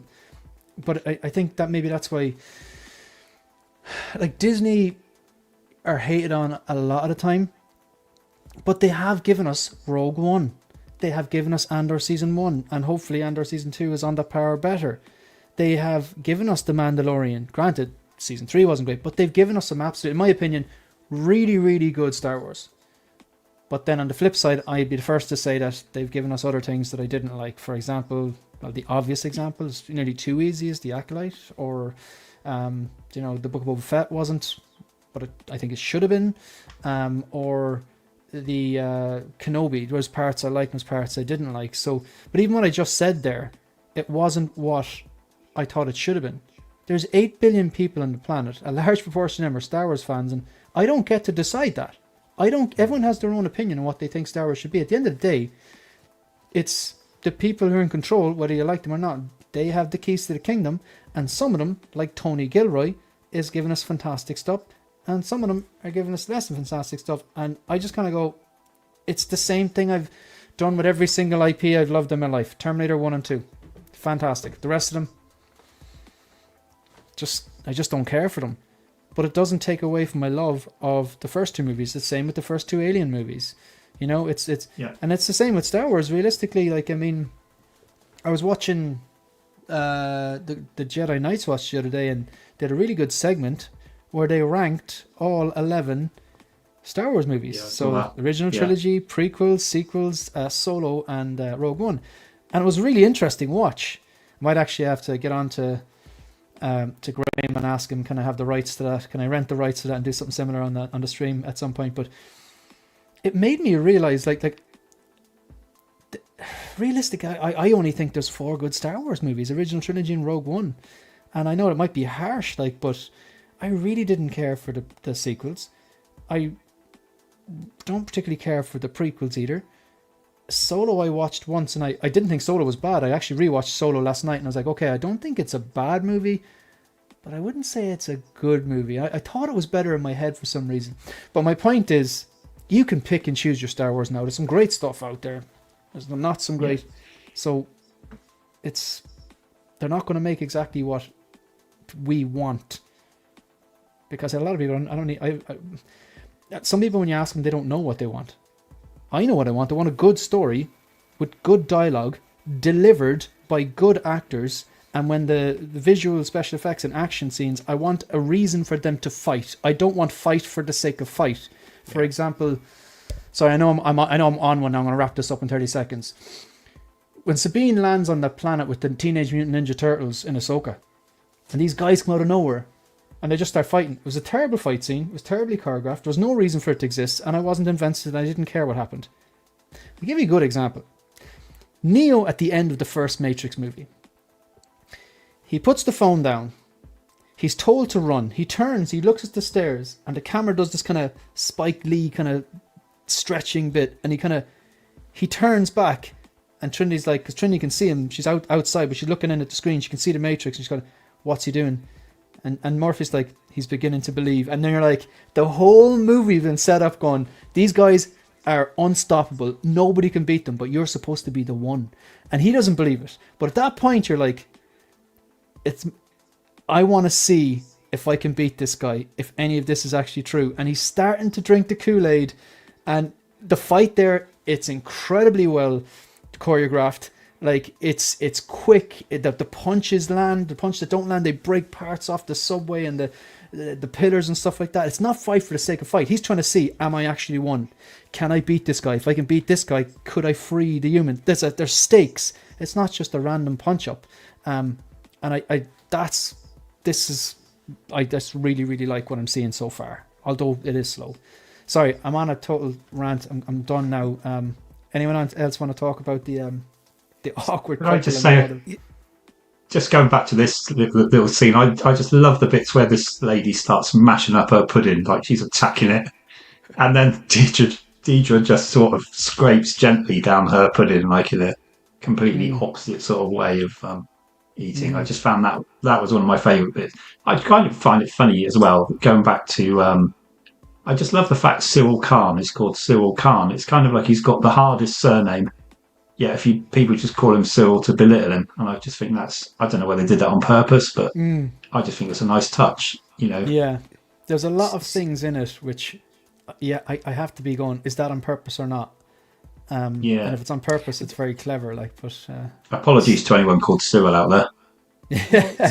See that on the character Cyril? I burst out laughing at this is bit. H in Cyril Fox. Oh, yeah, no. So the one bit sorry, go on. The one bit that I laughed at set this scene up well. I can't remember how far back it was, but when he was being onboarded, shown around in his new job, he's so insignificant. They've set this up as a layer that I think the writing's really good. The Imperial droid, you know how, and then it would go around somebody. He had to get out the way because it went straight at him, didn't it? Just thought, you're an insignificant guy, and just went right through him. I burst out laughing. Was that in these episodes? I didn't catch that. Yeah, I must watch that again. Oh. Yeah. No, it was before. It was before this scene. It was season 1, wasn't it? In season 1 when he was in there. He was being job. shown. He was being shown around the job, wasn't he? Yeah. Oh, yeah. No, you're right. Now I wonder if we go back and watch the scene where he's the boss now. Is there a droid there that moves for him? I'm going to do that next rewatch. I want to see if that's actually there. That'd be exactly. Yeah. I went back and watched, like you, Shane, just watched it all, and I think everything's just merged. So. Yeah, I get you. Yeah. That happens, I think overall so that's character development, what's happened and how he's felt. Yes. So that played the part for this. That it's when I watched it back again, I burst out laughing and seeing this, and just like, there's a lot of layers. It's well written. But the slowness, as much as like I don't mind a slow burn once there's payoffs. And in the first season, look, think of the payoffs. There was loads of them. After, in no particular order, there was Luton and the space battle, which was bloody incredible. There was Luton's monologue. There was the escape, one way out, the escape from Narkina 5. There was even the post-credit scene was a payoff as well, showing you what they were building. When I don't know, I don't think I put that together. When they were building that stuff. I didn't see that coming. I just thought, oh, they're in there because it was clever. There was no mention of it, like, but there were several payoffs. There was obviously the funeral scene in Rick's Road and stuff like that. There was a lot of payoffs. It was like slow, but then when you get those payoffs, they're more significant in the same way that Neo turning around in the subway station, going, "I'm gonna have a crack at this." But yeah, they're. I think those payoffs are better when it's slow and layered. So hopefully next week now as well will be. Yeah. Okay. So. Second criticism I have is, as much as the costumes are stunning and we get an insight into Chandrilan culture and, you know, they sing their songs and there's the wedding and all that, and I get all that, and the party scene, I get it.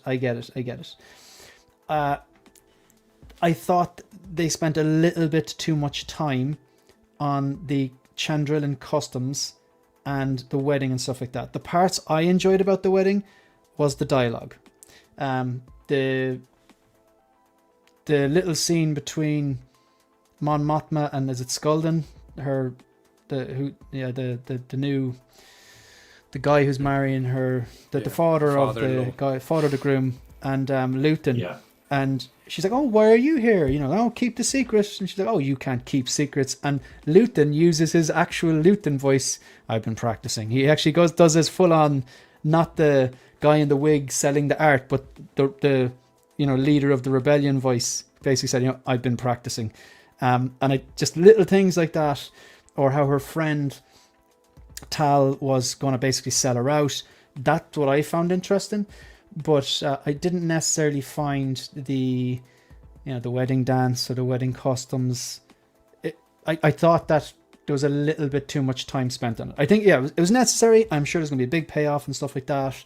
The interactions between the people are fine, but I just thought, and again, that comes to, like, it sounds like I'm saying, that's not Star Wars to me. That's not what I'm saying. I'm just saying that I get why it's there. Some of the dialogue I really enjoyed, and some of the little things we learned about the characters, but I thought they spent a bit too much time on the actual customs of the Chandrilans myself personally, so they're my only two kind of complaints about it. It had to be done. It's very important to show that she's selling her daughter essentially in favor of the rebellion. That's one of the key takeaways. It's important to show what Luton is willing to do. And it's important to show that Mon Mothma, like, maybe she didn't realize, oh, right, the decisions I make can cause people on my side, or what I think on my side, to die, not just other people's side. So all of that really, really interesting, really clever. Just thought a little bit too much time on the wedding customs, personally. What do you guys think? Yeah, I agree, personally. Sorry, you go first. No, it's only brief. I was just going to say I'm similar opinion, to be honest. There was, for me, too much time on the customs, even though, yes, they probably are important and they're building on something, but the music, if I'm honest, frightened my head. I actually, the dancing scene I actually quite liked. The dancing scene, yeah, but everything leading. I don't know. Like, I know that there's massive amount of time that goes into building these sets. I love the big open set. I like the way in the first episode you see Mon Mothma walking outside, and she's walking for ages. The sets are huge. I love that. I think the design, the costumes, I appreciate the amount of work that goes into the sets, the costumes, the music, all of that. I know it's important. I wouldn't have got rid of this section. It's just like, I think maybe that's the reason Megan watches Downton Abbey or Bridgerton or something, you know what I mean? Like, she'll probably enjoy this, and then it's a great way, if your missus is not into Star Wars, it's You know, we saw what Baby Grogu did. Baby Grogu was the Trojan horse, you know, to get people who, you know, people who weren't into Star Wars and go, oh yeah, by the way, there's 11 movies we have to watch. But yeah, look, would you remove the scenes? I don't think you can. I don't think it's possible to remove the scenes on Chandrillan or the wedding. Given the choice, would you remove it completely? I personally wouldn't. I just want to be really clear. That's not what I'm saying. I think it's important. I just thought there was a little bit too much time there. What do you think? Yeah, I agree with that. Yeah, like you said, it's essentially telling you what Mon Mothma has to do to raise funds to sort of pay for this rebellion, and it takes, you know, a mum selling her daughter essentially. It's quite powerful stuff. It's just. So, I don't know. Selling her daughter, her childhood friend is now going to get the chop. He's going to be disintegrated. Nice. I've been waiting on that for about 4 days. You need to get out more, Shane. Yeah, you know, I tell you. So, selling out one of her best friends. The daughter is a little bitch, though, to be honest. Like, she's such she plays the part so well. She's just a spoiled, privileged, rich kid who just like anger issues with her mother. She's but then again, her mother has just sold out, but she doesn't know that. If she finds out that, there could be extreme problems, and maybe she will. And then her husband is an awful gobshite. But yeah, Ian. Yes, he's Scottish. Terrible man. That explains it. Terrible man. Is he Scottish? Yeah. So there's actually a lot of Scottish and Irish actors in Andor. I mean, a fair bit of it was filmed in Scotland, but yeah. Still gutted I didn't get my call. Yeah, I'm telling you. I heard Christopher Nolan is a filming.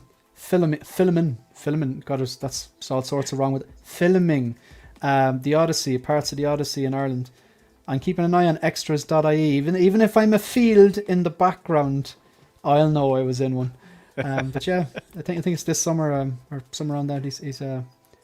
They're doing part of the Odyssey in Ireland. Keith, how are you doing? Give Tony Gilroy a blank check. Lock him down for life. A blank check with full creative control, maybe.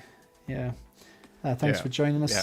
It's what good, did you think of the whole wedding customs and all that kind of jazz? The wedding scene went on too long. I totally this is not. We all think differently. We're not happy clappers, right? But I definitely agree. This went on too long. It felt filler. Or what was it that Jose said? Bottle episode? Bottle section, whatever.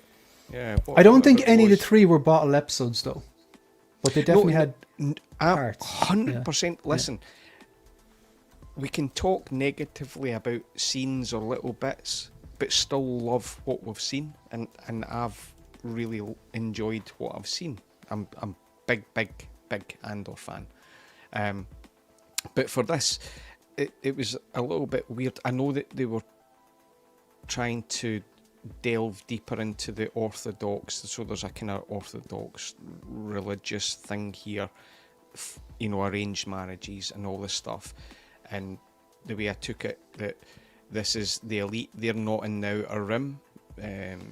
Chandler's more in the core aspect, so the rich, they feel that they're in control, but the Empire's got them surrounded. They're using their wealth against them. That's kind of things how I feel. You've even got this gangster, the potential father-in-law, can't remember his name, but him come to the fore in terms of what he was presenting on this. I think there's going to be more coming from this, but the wedding scene, I don't know how that was justified to have so much. Was it more art? Because it was more like Renaissance, Shakespearean type, the dance and delving into that. It didn't bring anything to it for me. The later part with Mon Mothma absolutely did, from this. So was it building a layer from that? I don't know, but the wedding aspect, too much, to be honest. I don't know what it gives us. Yeah, the well, I suppose they kind of had to necessarily. Well, she needed the money to be moved around and cleaned so it's undetectable by the Empire. That's why she gave the introduction for the daughter. I suppose they kind of needed to really show that sacrifice, didn't they? That absolutely, I agree, and there's other stuff to talk about that. The one piece that I maybe thought, because I saw a relation with the Padawan when the father gave the son-in-law the knife and he cut off her braids, it was almost like the Padawan. So there was that. Is there? That's what I was. Was that there? You know, there was something, but I just think, yeah, with it, I don't know, the slow dancing, but then as I said before, there was a lot of contrast in these episodes, which I really like. So from that slow thing, controlled, structured dancing to the end. And I wonder, like, what's the function of the golden testicle here? Like, I mean, why? Like, what is this? Is this just like? I mean, I know that Luton found this piece of artwork that there's this is one of a certain amount, whatever, and it's a gift your man wants to gift and stuff like that. But I wonder, will this come back full circle? It's just because if it's not, then this is something they could have just got rid of. But then did they need a reason for Luton to be there? Maybe. I think you've got something there because Luton reached out to him about this rare artifact, right? So Luton's doing this for a reason, right? So what's the purpose to keep an of eye, these maybe? Things? Don't know. Yeah. But in fairness, like, yeah, there were some. It was out of all the wedding stuff, it wasn't the music or the Chandrilan customs that interested me. It was the same thing that interests me about the bloody season 1 and 2. It's the dialogue, it's the acting, it's that interactions. And it is very slow burn Game of Thrones type thing. But then again, like, I love The Wire. Like, I mean, The Wire is bloody slow. Like, but yeah, the payoffs are there. Let's give a shout out here. Jim said they were smart doing 3 episodes at a time. I think if we were watching for 3 weeks at this point, you'd be frustrated. I do agree that. Yeah, I do agree that. And I like the way it's pretty much a movie every once a week for 4 weeks. The next few episodes are 54, 54, and 54. They're all 54 minutes. So that's 162 minutes. 150, yeah, 160, 150, 162 minutes. Even if there's a half an hour credits, as in 10 minutes credits per episode, that brings you down to 132. That's 2 hours and 12 minutes. That's a bloody feature-length movie, like. Yeah. And by the looks of things, there's a lot more kind of like action to come. Another shout out to Scotland. Mon Mothma was actually drinking shots of Iron Brew. That's very good. That's funny. If anybody hasn't heard of Iron Brew is the Coca-Cola or Pepsi of Scotland, right? So it's a big deal. It's a big deal. It's a big deal. Okay, so right. So for this part, I'll just preface this. So there was this guy meets Bix in Mina Lau during the harvest, and he's an Imperial officer, and he is basically, they're searching for the undocumented. He already knows she's undocumented. He's asking a bunch of questions. He knows already, and he meets her twice. The first time he asks her for dinner, from the moment you lay eyes on him, you know he's a creep. It's just now again, it takes more than throwing an Imperial officer, throwing an Imperial uniform on an officer, on someone, and making them look evil. It's the person's demeanor. It's the actor's tone of voice. It's the lines they deliver, how they deliver them, the body language, everything. So the actor did a fantastic job. He really played the part of an absolute creep really, really well. So hats off to the actor. He did a great job. I'm sure he's a lovely fella in person. But and then there's a scene later on where he tells Bix he knows that she's undocumented, and he says maybe we can help each other out. And then he attempts to, I'm just going to say it, he attempts to sexually assault her. You don't need me or anyone on the panel or anyone to chat like to tell you that SA it is an unfortunate part of the world we live in. It's wrong, it's terrible, but like murder and robbery and all sorts of everything, it's out there. It is an actual thing. None of these scenes are easy to watch. There are movies that I've watched before, great movies, that I will never watch again because some of the subject matters and some of them feature sexual assaults that were extremely hard to watch, and they're supposed to be uncomfortable, and I will never watch them again. For example, Irreversible with Monica Bellucci, great movie, will never watch it again because of the scene where she's attacked. Song for a Raggy Boy, which I believe is set in Ireland, and it's about what certain members of the Catholic Church did to young boys. Heartbreaking stuff. Just, I never want to watch them again, but I understand why these movies, or whether it's movies, TV shows, documentary, why these things have to feature. If this scene was in something like A New Hope or a prequel or a sequel, it would be very, very out of place. However, given the tone of Andor, which is clearly set up as a more adult-themed Star Wars show, or adult-themed story in the Star Wars universe, it is slower, it is more complicated, it is not your normal Star Wars. It's Star Wars for adults. Given that is done, and that there was a trigger warning, I believe there was a trigger warning at the very start of season 3. I was watching it on Disney Plus, or episode 3, and a little warning popped up. I don't have a problem that this was in the universe.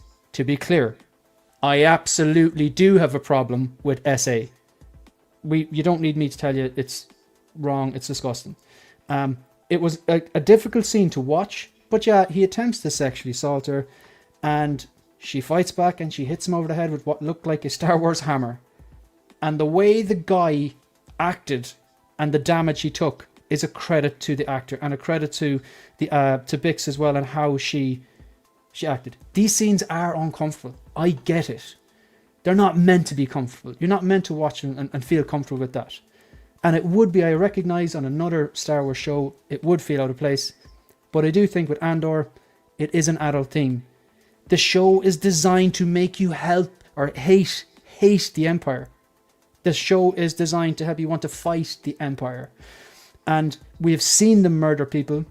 We have seen them kill Andor's adopted father figure, or we've seen a flashback of it.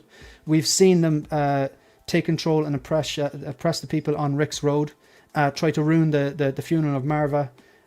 We've seen numerous different things that makes you have them. This is just another thing that they did to really drive that point home as well. And I'd imagine Bix is going to get her chance to fight back. And when she does, okay, she obviously did in this episode, and it was great to watch, but as in when she got her own back in this fella. But look, you're just going to tiptoe around this, not tiptoe around it, but we're just going to be maybe conscious of how we interact in the chat and how we speak in the panel, obviously, like, you know what I mean. But look, it's the way I see it is, this is a part of real life. It's an Andor story. It's more adult based. I didn't have a problem with it. I found it difficult to watch, but I understand it's part of the story that Tony Gilroy wanted to tell. So hats off to the writer. Hats off to the both the two actors involved. I thought they both did a brilliant role. It wasn't comfortable to watch, but I get it has a place. Sorry, I know that was long-winded, but folks, I'm going to ask for your, and you don't have to give your opinions on it. It's just if you feel comfortable to do so. I mean, even as far as the torture scenes with Brix in season 1, they were far more brutal than the torture scenes we would have seen in Return of the Jedi, New Hope. 100%. You literally got Han Solo being lowered towards some sort of device, and then cuts off and he screams. That's it. You had, I can't remember the character in the prison scene where he had a massive stroke. Something you wouldn't have seen in any of the original trilogy. You know, this didn't shock me in the slightest. It comes with what the Empire are in. How can I explain?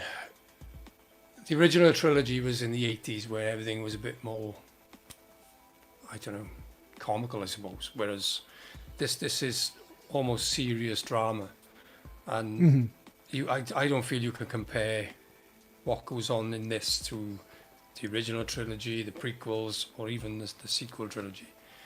And it doesn't pretend to be anything else. If I'm, being honest, from the beginning of season 1 up to this point, it doesn't pretend to be anything else. It's serious drama, in my opinion.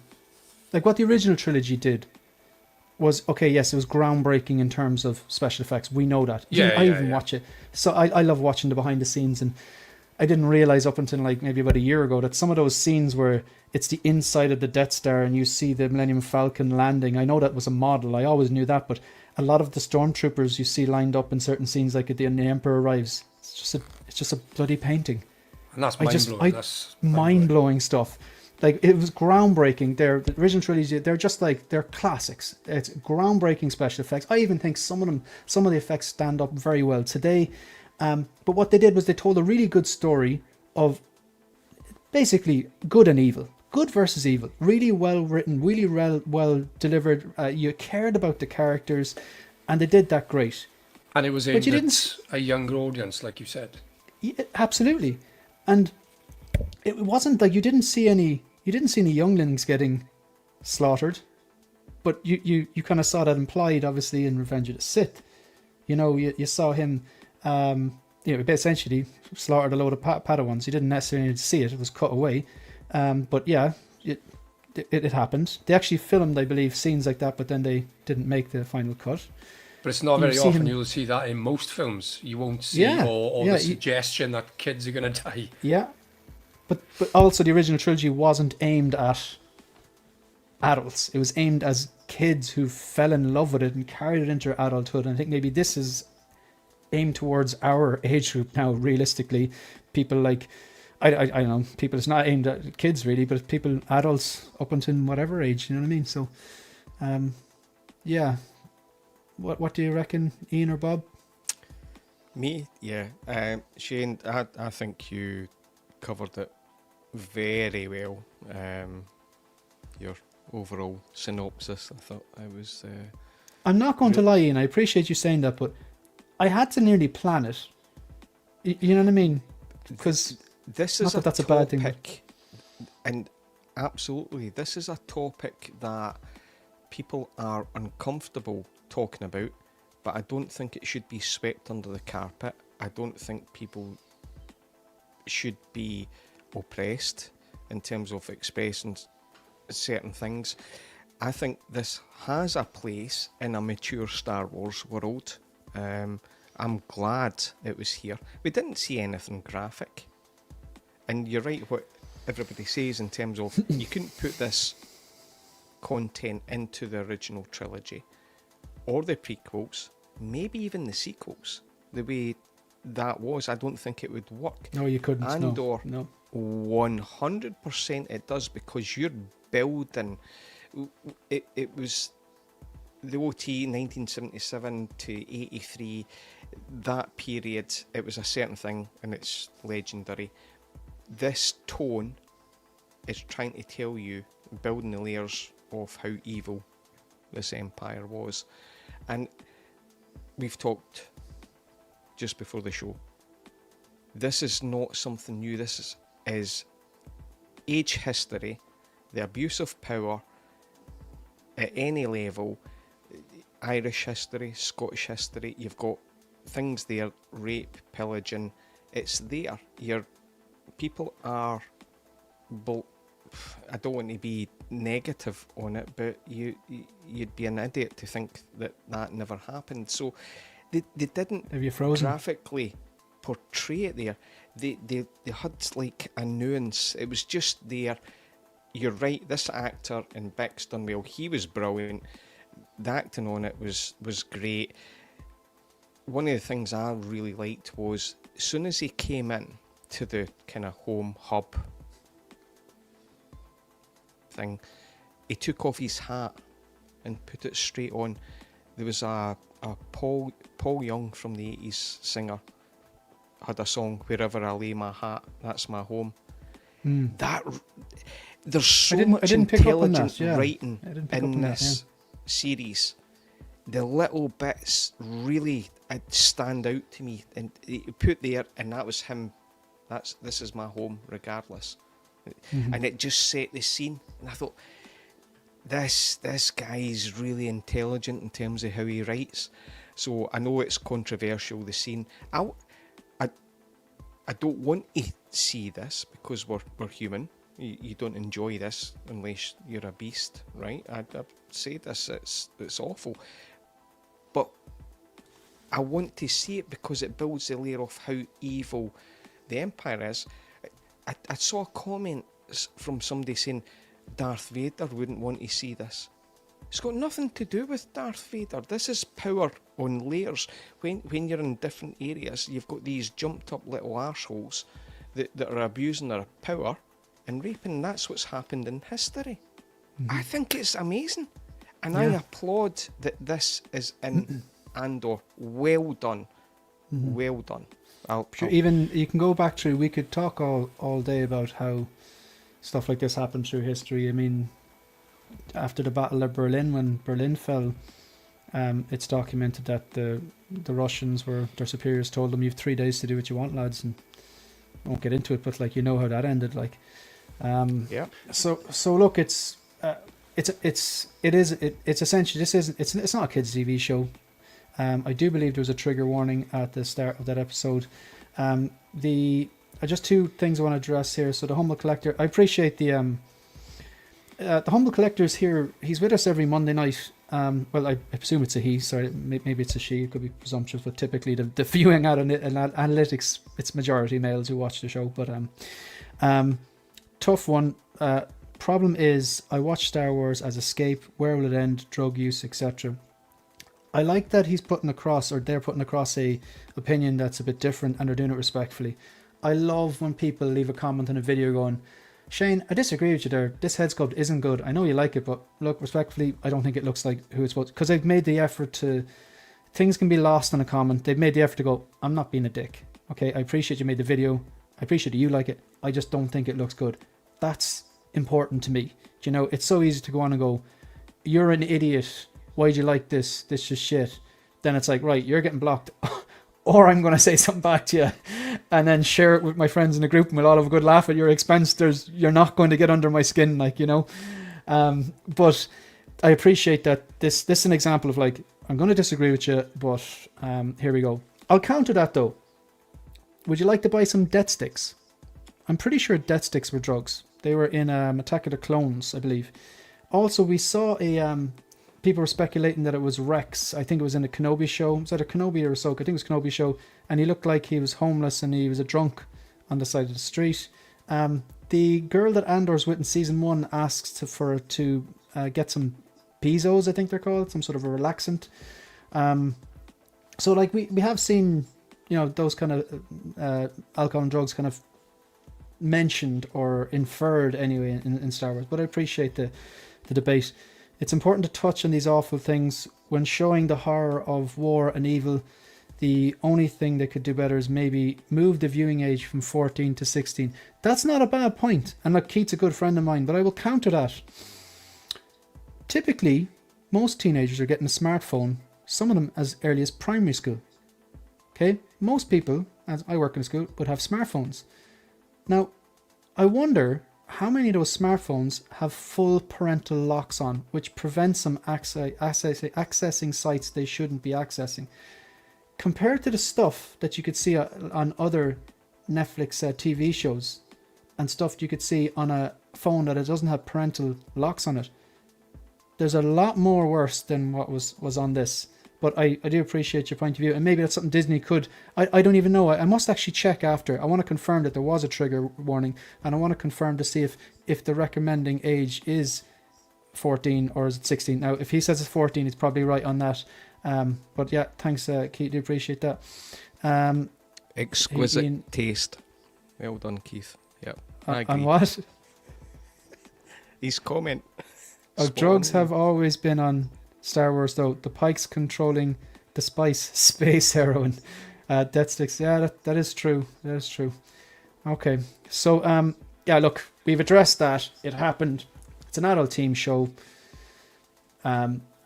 Nothing was really seen, but it was an attempted assault. There's no question about it. But, yeah, Bix well able to handle herself, and once she clattered him with that hammer, his acting when he got clattered, it just looked like he was completely disorientated, and it looked like he had been actually brain damaged in that. Credit to the actor, and must be hard to play a role like that as well, like, because Shane, he woke up and then started to like the acolyte. That's how bad brain damaged he was. Yeah. Bob, I'm joking for anybody that likes acolyte. Yeah. No, that's the thing is, there's nothing wrong with that. There's nothing wrong with saying you don't like something, or like I do it all the time. I go, no, that's shit or whatever like that. But like, again, same thing we always say. Me thinking or saying something is shit. Like, once, I'm not saying you're shit. I'm just saying I think the show is shit. That shouldn't elicit an emotional response to someone. Do you know, if someone tells me The Dark Knight's shit, Christian Bale is terrible Batman, his voice is terrible, fine, I disagree with you. Maybe a little bit in the voice, but like, you know, I'm not gonna have a tantrum and go, why don't you like the thing I like? So, you know, it's all right to say things like that. So why this is the scene. Done the meme. Pardon? Tantrum. Yeah, exactly. Yeah.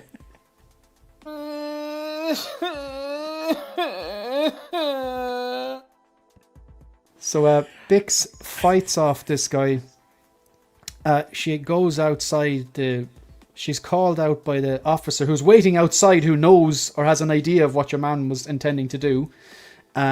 She comes out and she explains, look, this guy was, you know, he says exactly what this guy was trying to do. Your man didn't seem to care. Willem comes back and starts shooting at him. Eventually she takes out this bloody shotgun and blows him away.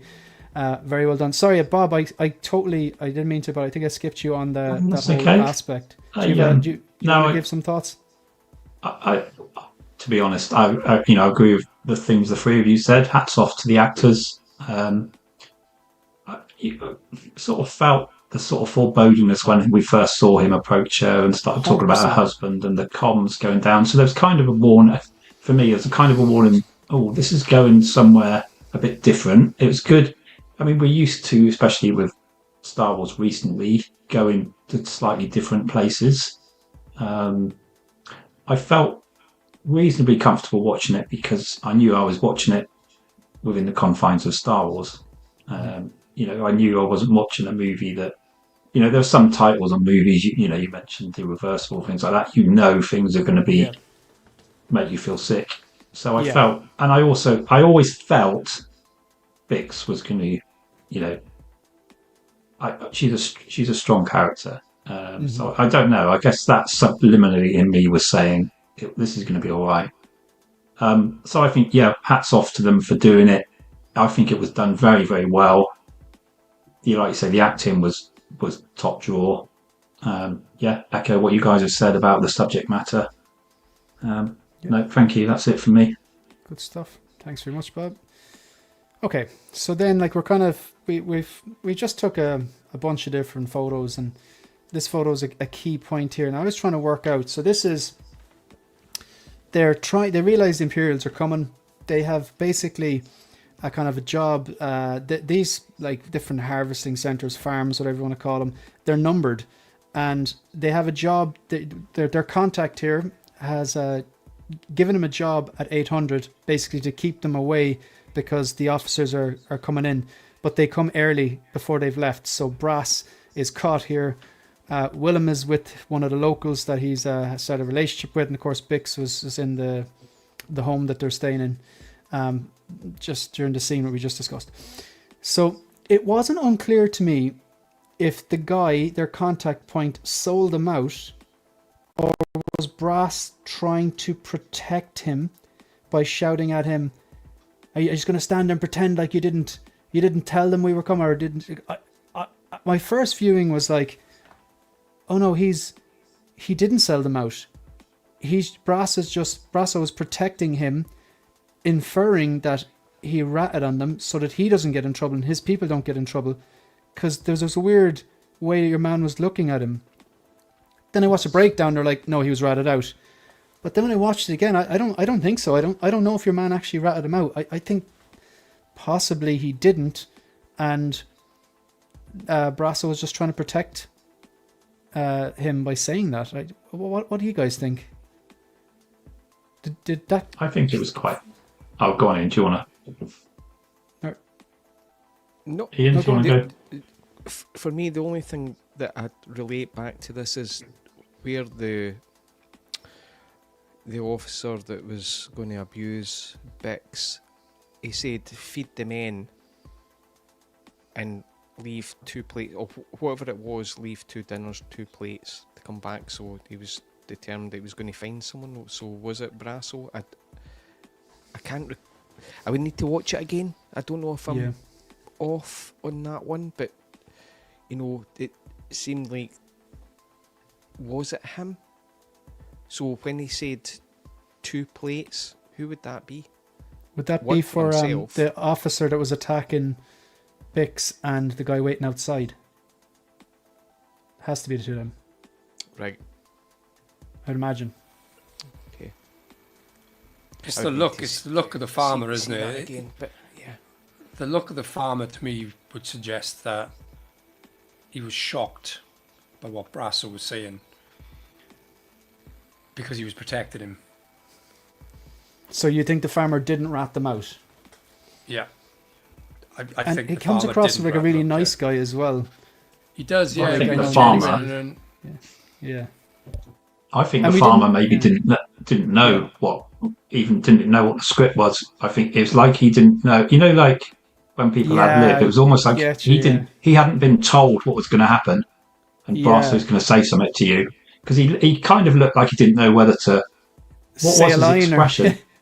Yeah, he wasn't given any lines. Like, what do I do? It was like he's waiting for a prompt. Yeah, and I wonder if it's just. I mean, you know what I mean? In some mega movie moments, they know that the certain person didn't know they were going to get punched for real, or they didn't know that so and so who did it.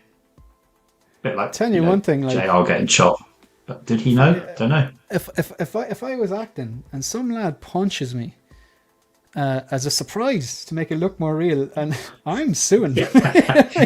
I'm like, the movie's great now, and I'm going to get paid for that, but I am also getting paid. You need to fix my jaw.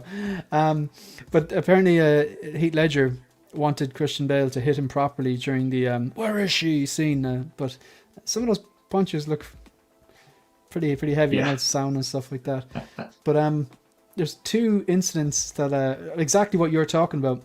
The end of Die Hard, when they drop Alan Rickman, Hans Gruber, he's on like a kind of like a crane type thing, bungee. He's on a cord, like obviously, and they actually did drop him, but they said, right, we're going to count to 3, but they dropped him on 2 on purpose to get a more realistic, non-braced reaction, and so that's the slow motion scene you see is because he's shitting himself because he wasn't expecting it to happen, or Alien. And you're going to say Alien now, aren't you? Yeah, I am. Yeah, the Alien. Yeah, the Alien table. Yeah. No, it was. I don't know. Only Willem Hurt. It's a nice thought. Yeah. Yes, it's a nice thought, but I don't know. You don't think that's perhaps too much? I'd love it to be that, but I think it's possibly too minor a scene for. I don't know unless it turns into something else. But I was talking about Alien. Sorry, I was like. Oh no, Alien definitely. Yeah, 100%. Yeah. yeah, Jim was basically saying he's with Phil, and I think Keith agrees with Dublin's Devil. You got the feeling that Brasso was protecting the farmer. Yeah, my first watch was like, okay, we never saw him rat them out. I know we don't need to see everything, and I think we're going to have to with this series get used to not seeing everything, because the time jumps are a year. There's a lot that happens in a year we're not going to see, and they'll be at a different stage in a different place. And I'm told that that's something that maybe people are. That's basically one of the only criticism I'm hearing about the show. Like, but we'll make up our own minds, really, I suppose. Because wouldn't he be penalised for sort of recruiting illegal immigrants? Probably, yeah. Probably would be, yeah. Would he really that would make perfect sense. Like, as in, that's a motivation for Brasso to cover for him. Is that what you're saying? Yeah, and obviously the farmer not. 100%. Yeah. The more I think about it, I think that's they just arrived early because your man wanted to see bricks, basically. Do you know? Okay, guys, this is the big moment for Star Wars. These are the first troopers to ever use the viewfinder ever and actually hit things. So, how cool do the stormtroopers look though in this episode? Like, stormtroopers always look cool. Yeah, but they just look incredible. It's the setting. It's going back to what Bob says, isn't it? Like, yes, it's the setting. It's the groups of them. When they're in groups, I find they look better as well. And I think this is what they did well in Rogue One as well. They sort of did that open shot, multiple troopers. Yeah. I really want to watch Rogue One tonight, but I told myself like that I'm not going to watch it until after Andor. After this lot. Yeah. Patience, Shane. Yeah. Patience. Yeah. However, I'm going to break a world exclusive here. See this photo that Shane's brought up here? And the trooper that killed Brasso, that was actually Shane. It was. It was. Yeah. 100%. It was I. Yeah. That was me in the cornfield there. I'd love to just be a guy in the background. No one would have to know. It would be cool. Like, yeah. If you ever film in Ireland, you could be the famous guy. Who was it that? In fact, I actually do know. In the sequels, we had Ed Sheeran and Carol Urban play stormtroopers. Daniel Craig as well. I was going to say, wasn't Daniel Craig one of them as well? Yeah. The torture scene. The torture scene. Yeah, Daniel Craig. Yeah, the torture scene. Were the Royal Brothers ever stormtroopers? Did I imagine that? Pardon? William and Harry. But William and Harry possibly, in Star Wars. Possibly, yeah. Like, it's all urban legends, possibly. But like, I've heard Craig talk about it, or reported about it. But that's very cool. Like, sure, Sam Jackson openly went after the part of Mace Windu. Like, he wanted to be in the movies. Like, you would though if you had that. If he'd done it all at that stage, even like, he would be kind of going, I'm gonna get my agent and say I want to be in that. I'll do it free. So this is cool. Brasso's been chased. Brasso basically gets on a speeder, tries to escape. Willem doesn't have his speeder, so he's running back. And Bix is just obviously when the two of them meet, they take care of the two officers. And then Andor arrives. I don't have any photos. I probably should have had another photo there of where are we at. Okay, we're nearly getting there. We're nearly done. So Andor arrives back just a little bit too late. Great action scene with the Avenger. I think this is the payoff really of those action scenes with just we've watched the episode slow build up, and eventually then we get this payoff where this is what we wanted to see. We wanted him use the Avenger to fight the Empire. I love that shot where the rocket comes off and just explodes that truck full of troopers. But yeah, what do you think of this scene?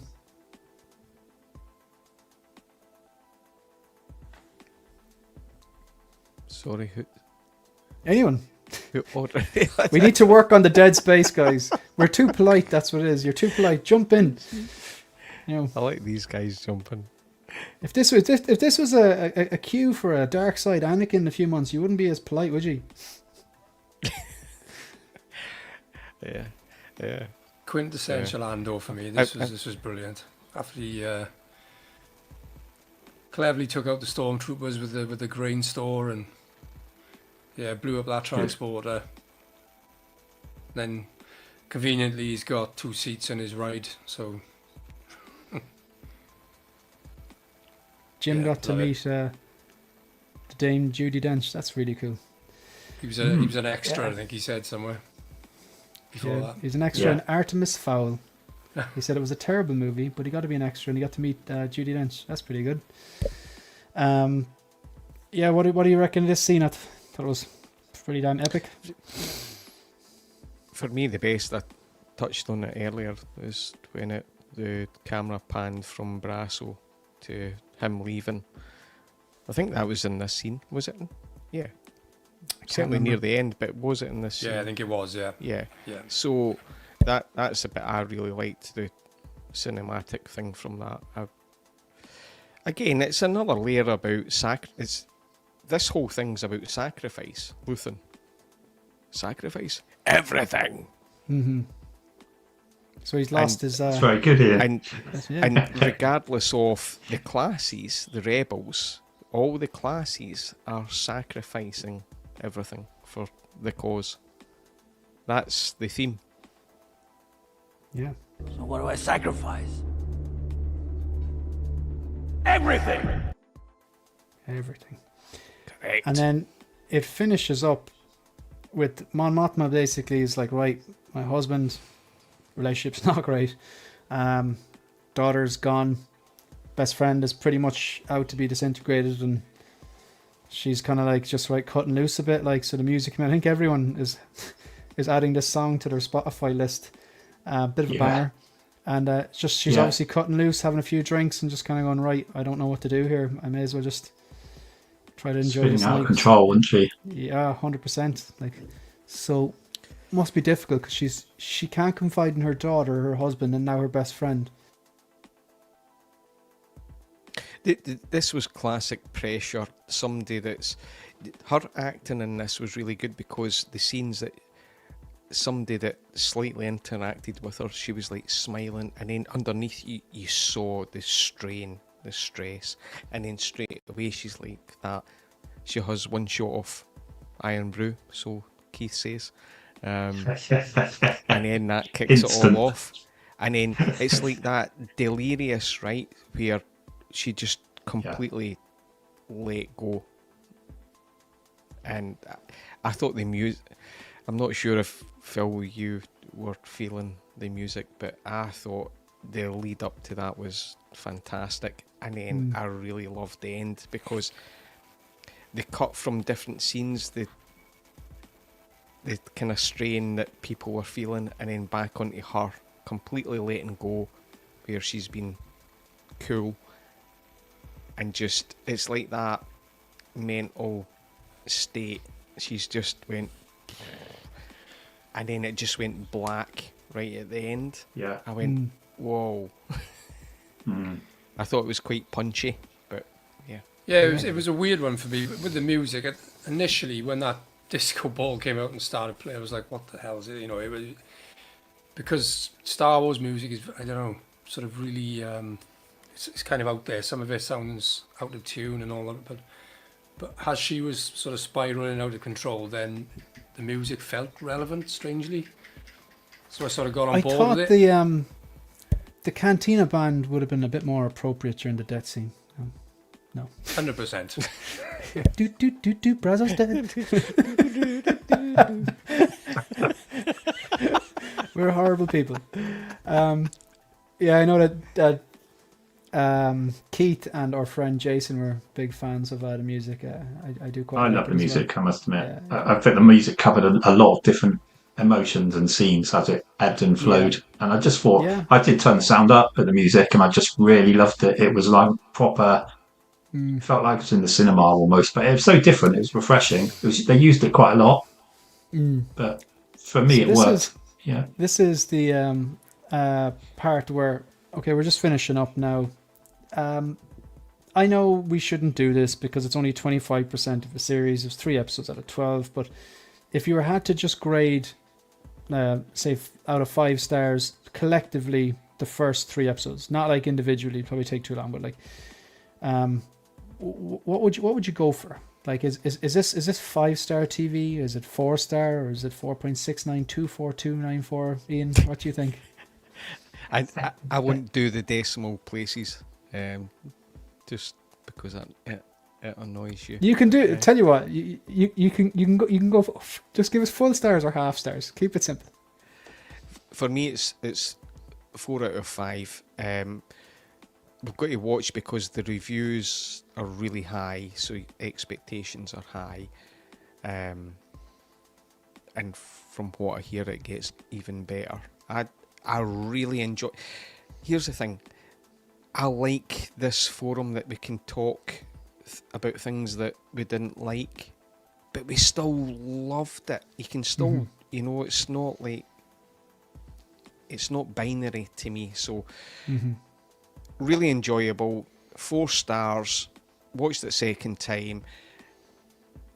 I thought it was a bit better than the first time I saw it, and maybe that's mood, and you've always got to watch about that you're in the right frame of mood for that. But for the first 3 right now, 4 stars out of 5. Very happy, glad about the mature theme. Cannot wait. That's the gauge as well. Cannot wait for the next 3 episodes. Yeah, I love that. Like, you can come home from work, I know, do whatever you have to do, sort out your kids, dogs, get a bit of food, whatever, have a shower, whatever, and then just sit down and have the snacks ready and go into like a Star Wars movie for the next 3 weeks. That's a lot of time to be alive. That's good. It's exciting. I'm excited that I'm excited about Star Wars again. Do you know? Yeah. Because it's been a long time, so 9 years since Rogue One. The last season 2 of the Mandalorian, which the last one I enjoyed was that like 2020, 2021. Yeah. It's nice to be excited about something again. So I'm on the same boat as you. I don't think, like, collectively these 3 episodes are 5-star. I realize it's a bit silly grading essentially a quarter of the entire product, and I'm sure over the next few weeks my opinions will change, but I would say 4 stars out of 5 for that was excellent. But for the parts of the maybe too long spent on the wedding customs and the guys in the forest, I thought that could have been done a bit better. That's some of the reasons I'm taking it down a star. But what do you think, Phil? Probably before this show, I would have given it 3.5 because I've only watched it once as well. But obviously after the discussions we've had and you've opened my eyes to a few different things as well, I'd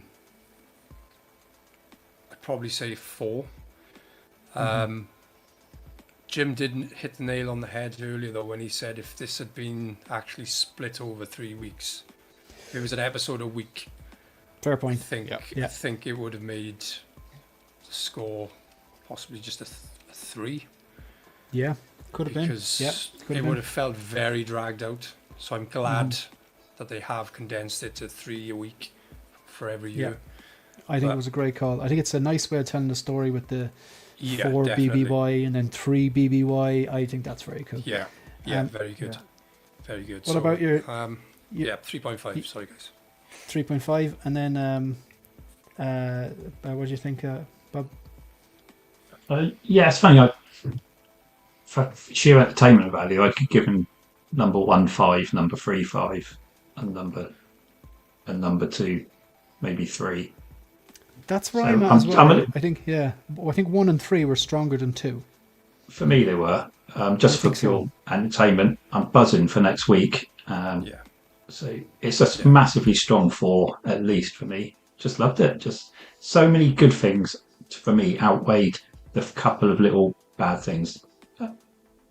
Yeah, I'd agree as well. I just think that they've done the right thing, and I like the way there's a reason they're putting it into 3s. It's 3 separate parts, 3 separate time jumps. I really like that. I heard people saying, like, I know it was originally supposed to be 5 seasons, but 5 seasons you could be running into that. Oh, the first season is good, the second 2, but season 3 is the best, and then it kind of lost me in 4 and 5. I think. Look, I'd rather 2 epic seasons than 5 seasons where only 2 or 3 of them are good and then it waters down, like, do you know? So yeah, look, I agree with you, Bob. I think the middle one is not as strong as the first and third, but overall I give it a 4 as well. So so Universal says the Andor 2 episode 1, 2 and 3 viewership numbers just released. They are below the all-time record low viewed Skeleton Crew. Not good. I haven't I'm taking that at face value. I haven't fact checked that, but I'm not surprised either.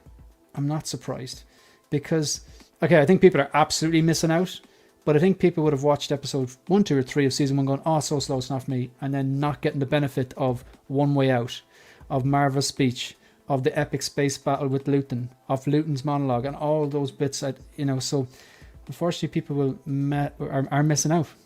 I think they are anyway. Shane, can I make a comment on that? Yeah. So, in terms of cinema or TV, the best TV or movies aren't the highest grossed or watched movies. That's just a fact. The best what? Minecraft. It was a holiday. Loads of kids love that, and an IP. I've not seen it. A youngest daughter seen it. It looked trash to me, but it's doing really well. Mm-hmm. For me personally. This Shawshank Redemption bombed at the box office, and that's exactly. There's so many. IMDb's number 1 out of top 250. There's so many other movies that became cult classics after they were released because there was no marketing, no promotion, all this stuff. Here's a kicker: Deadpool and Wolverine. I love that movie. But in terms of the writing or the depth, it's not as, it was overhyped in its thing, and I've got to watch what I say because I love that movie. So there's a lot of things that the box office doesn't translate to what really is a good movie. Sinners, right? People are talking about it big time, but a lot of people are not going to see it. I've seen it. This is fantastic, in my opinion. So it's not about viewership or box office receipts in terms of that. For me, I don't gauge on what other people say in terms of influencers or critics. Is this a good movie? So I want to temper that. Because I've seen too much of it recently. For me I can get personally. the original trilogy 4K Blu-ray for 30 quid, and yet Andor season 1 I can't get for less than probably 150. yeah, man. It's how much, Phil?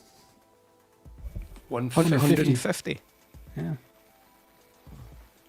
There's people selling them for £500, and there's typically, if you want one, the 4K one. I want like the 4K one with the it's like the not the US edition. Like I want the one that has the 4K discs and also the Blu-ray discs. It's just nice to have them and the photos and stuff like that. And they're anywhere between 150 to 500.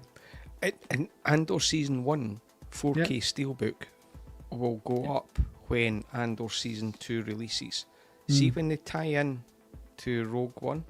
Wow.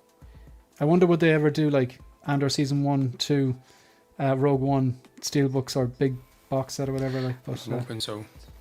Nice. Yeah, hope so. I've owned them all. I'll buy them. Apart from the Acolyte. Myself and Phil are in the same boat when it comes to searching for that Andor steelbook. I've given up all chance at inner peace. Oh, but I have it. These bastards. I thought you'd have done catch yourself on. Nope. Fuck you, asshole. I don't even have to talk anymore. Folks, thanks very much to my 3 panelists who gave up time on their Friday evening to come here and talk about this, which we think is a phenomenal TV show. Looking forward to next Wednesday. If you're watching the replay, thanks very much as well. Hit the like, hit the subscribe button. We're going to do this once a week for the next 4 weeks. We might keep it till Friday. I'd say maybe just go with the Friday. We'll see what suits the other people as well. And thanks very much for being respectful in the chat. Hopefully people watching the replay will do so in the comments. We were dealing with, obviously, the theme of SA, or the sexual assault scene we were dealing with, and I thought the chat were very respectful, and hopefully the people watching in the replay and the comments to leave will be the same as well. It's a delicate issue. It's in Andor, and I thought it was handled quite well by the actors and the writing. Folks, thanks very much, and we're out of here. See you.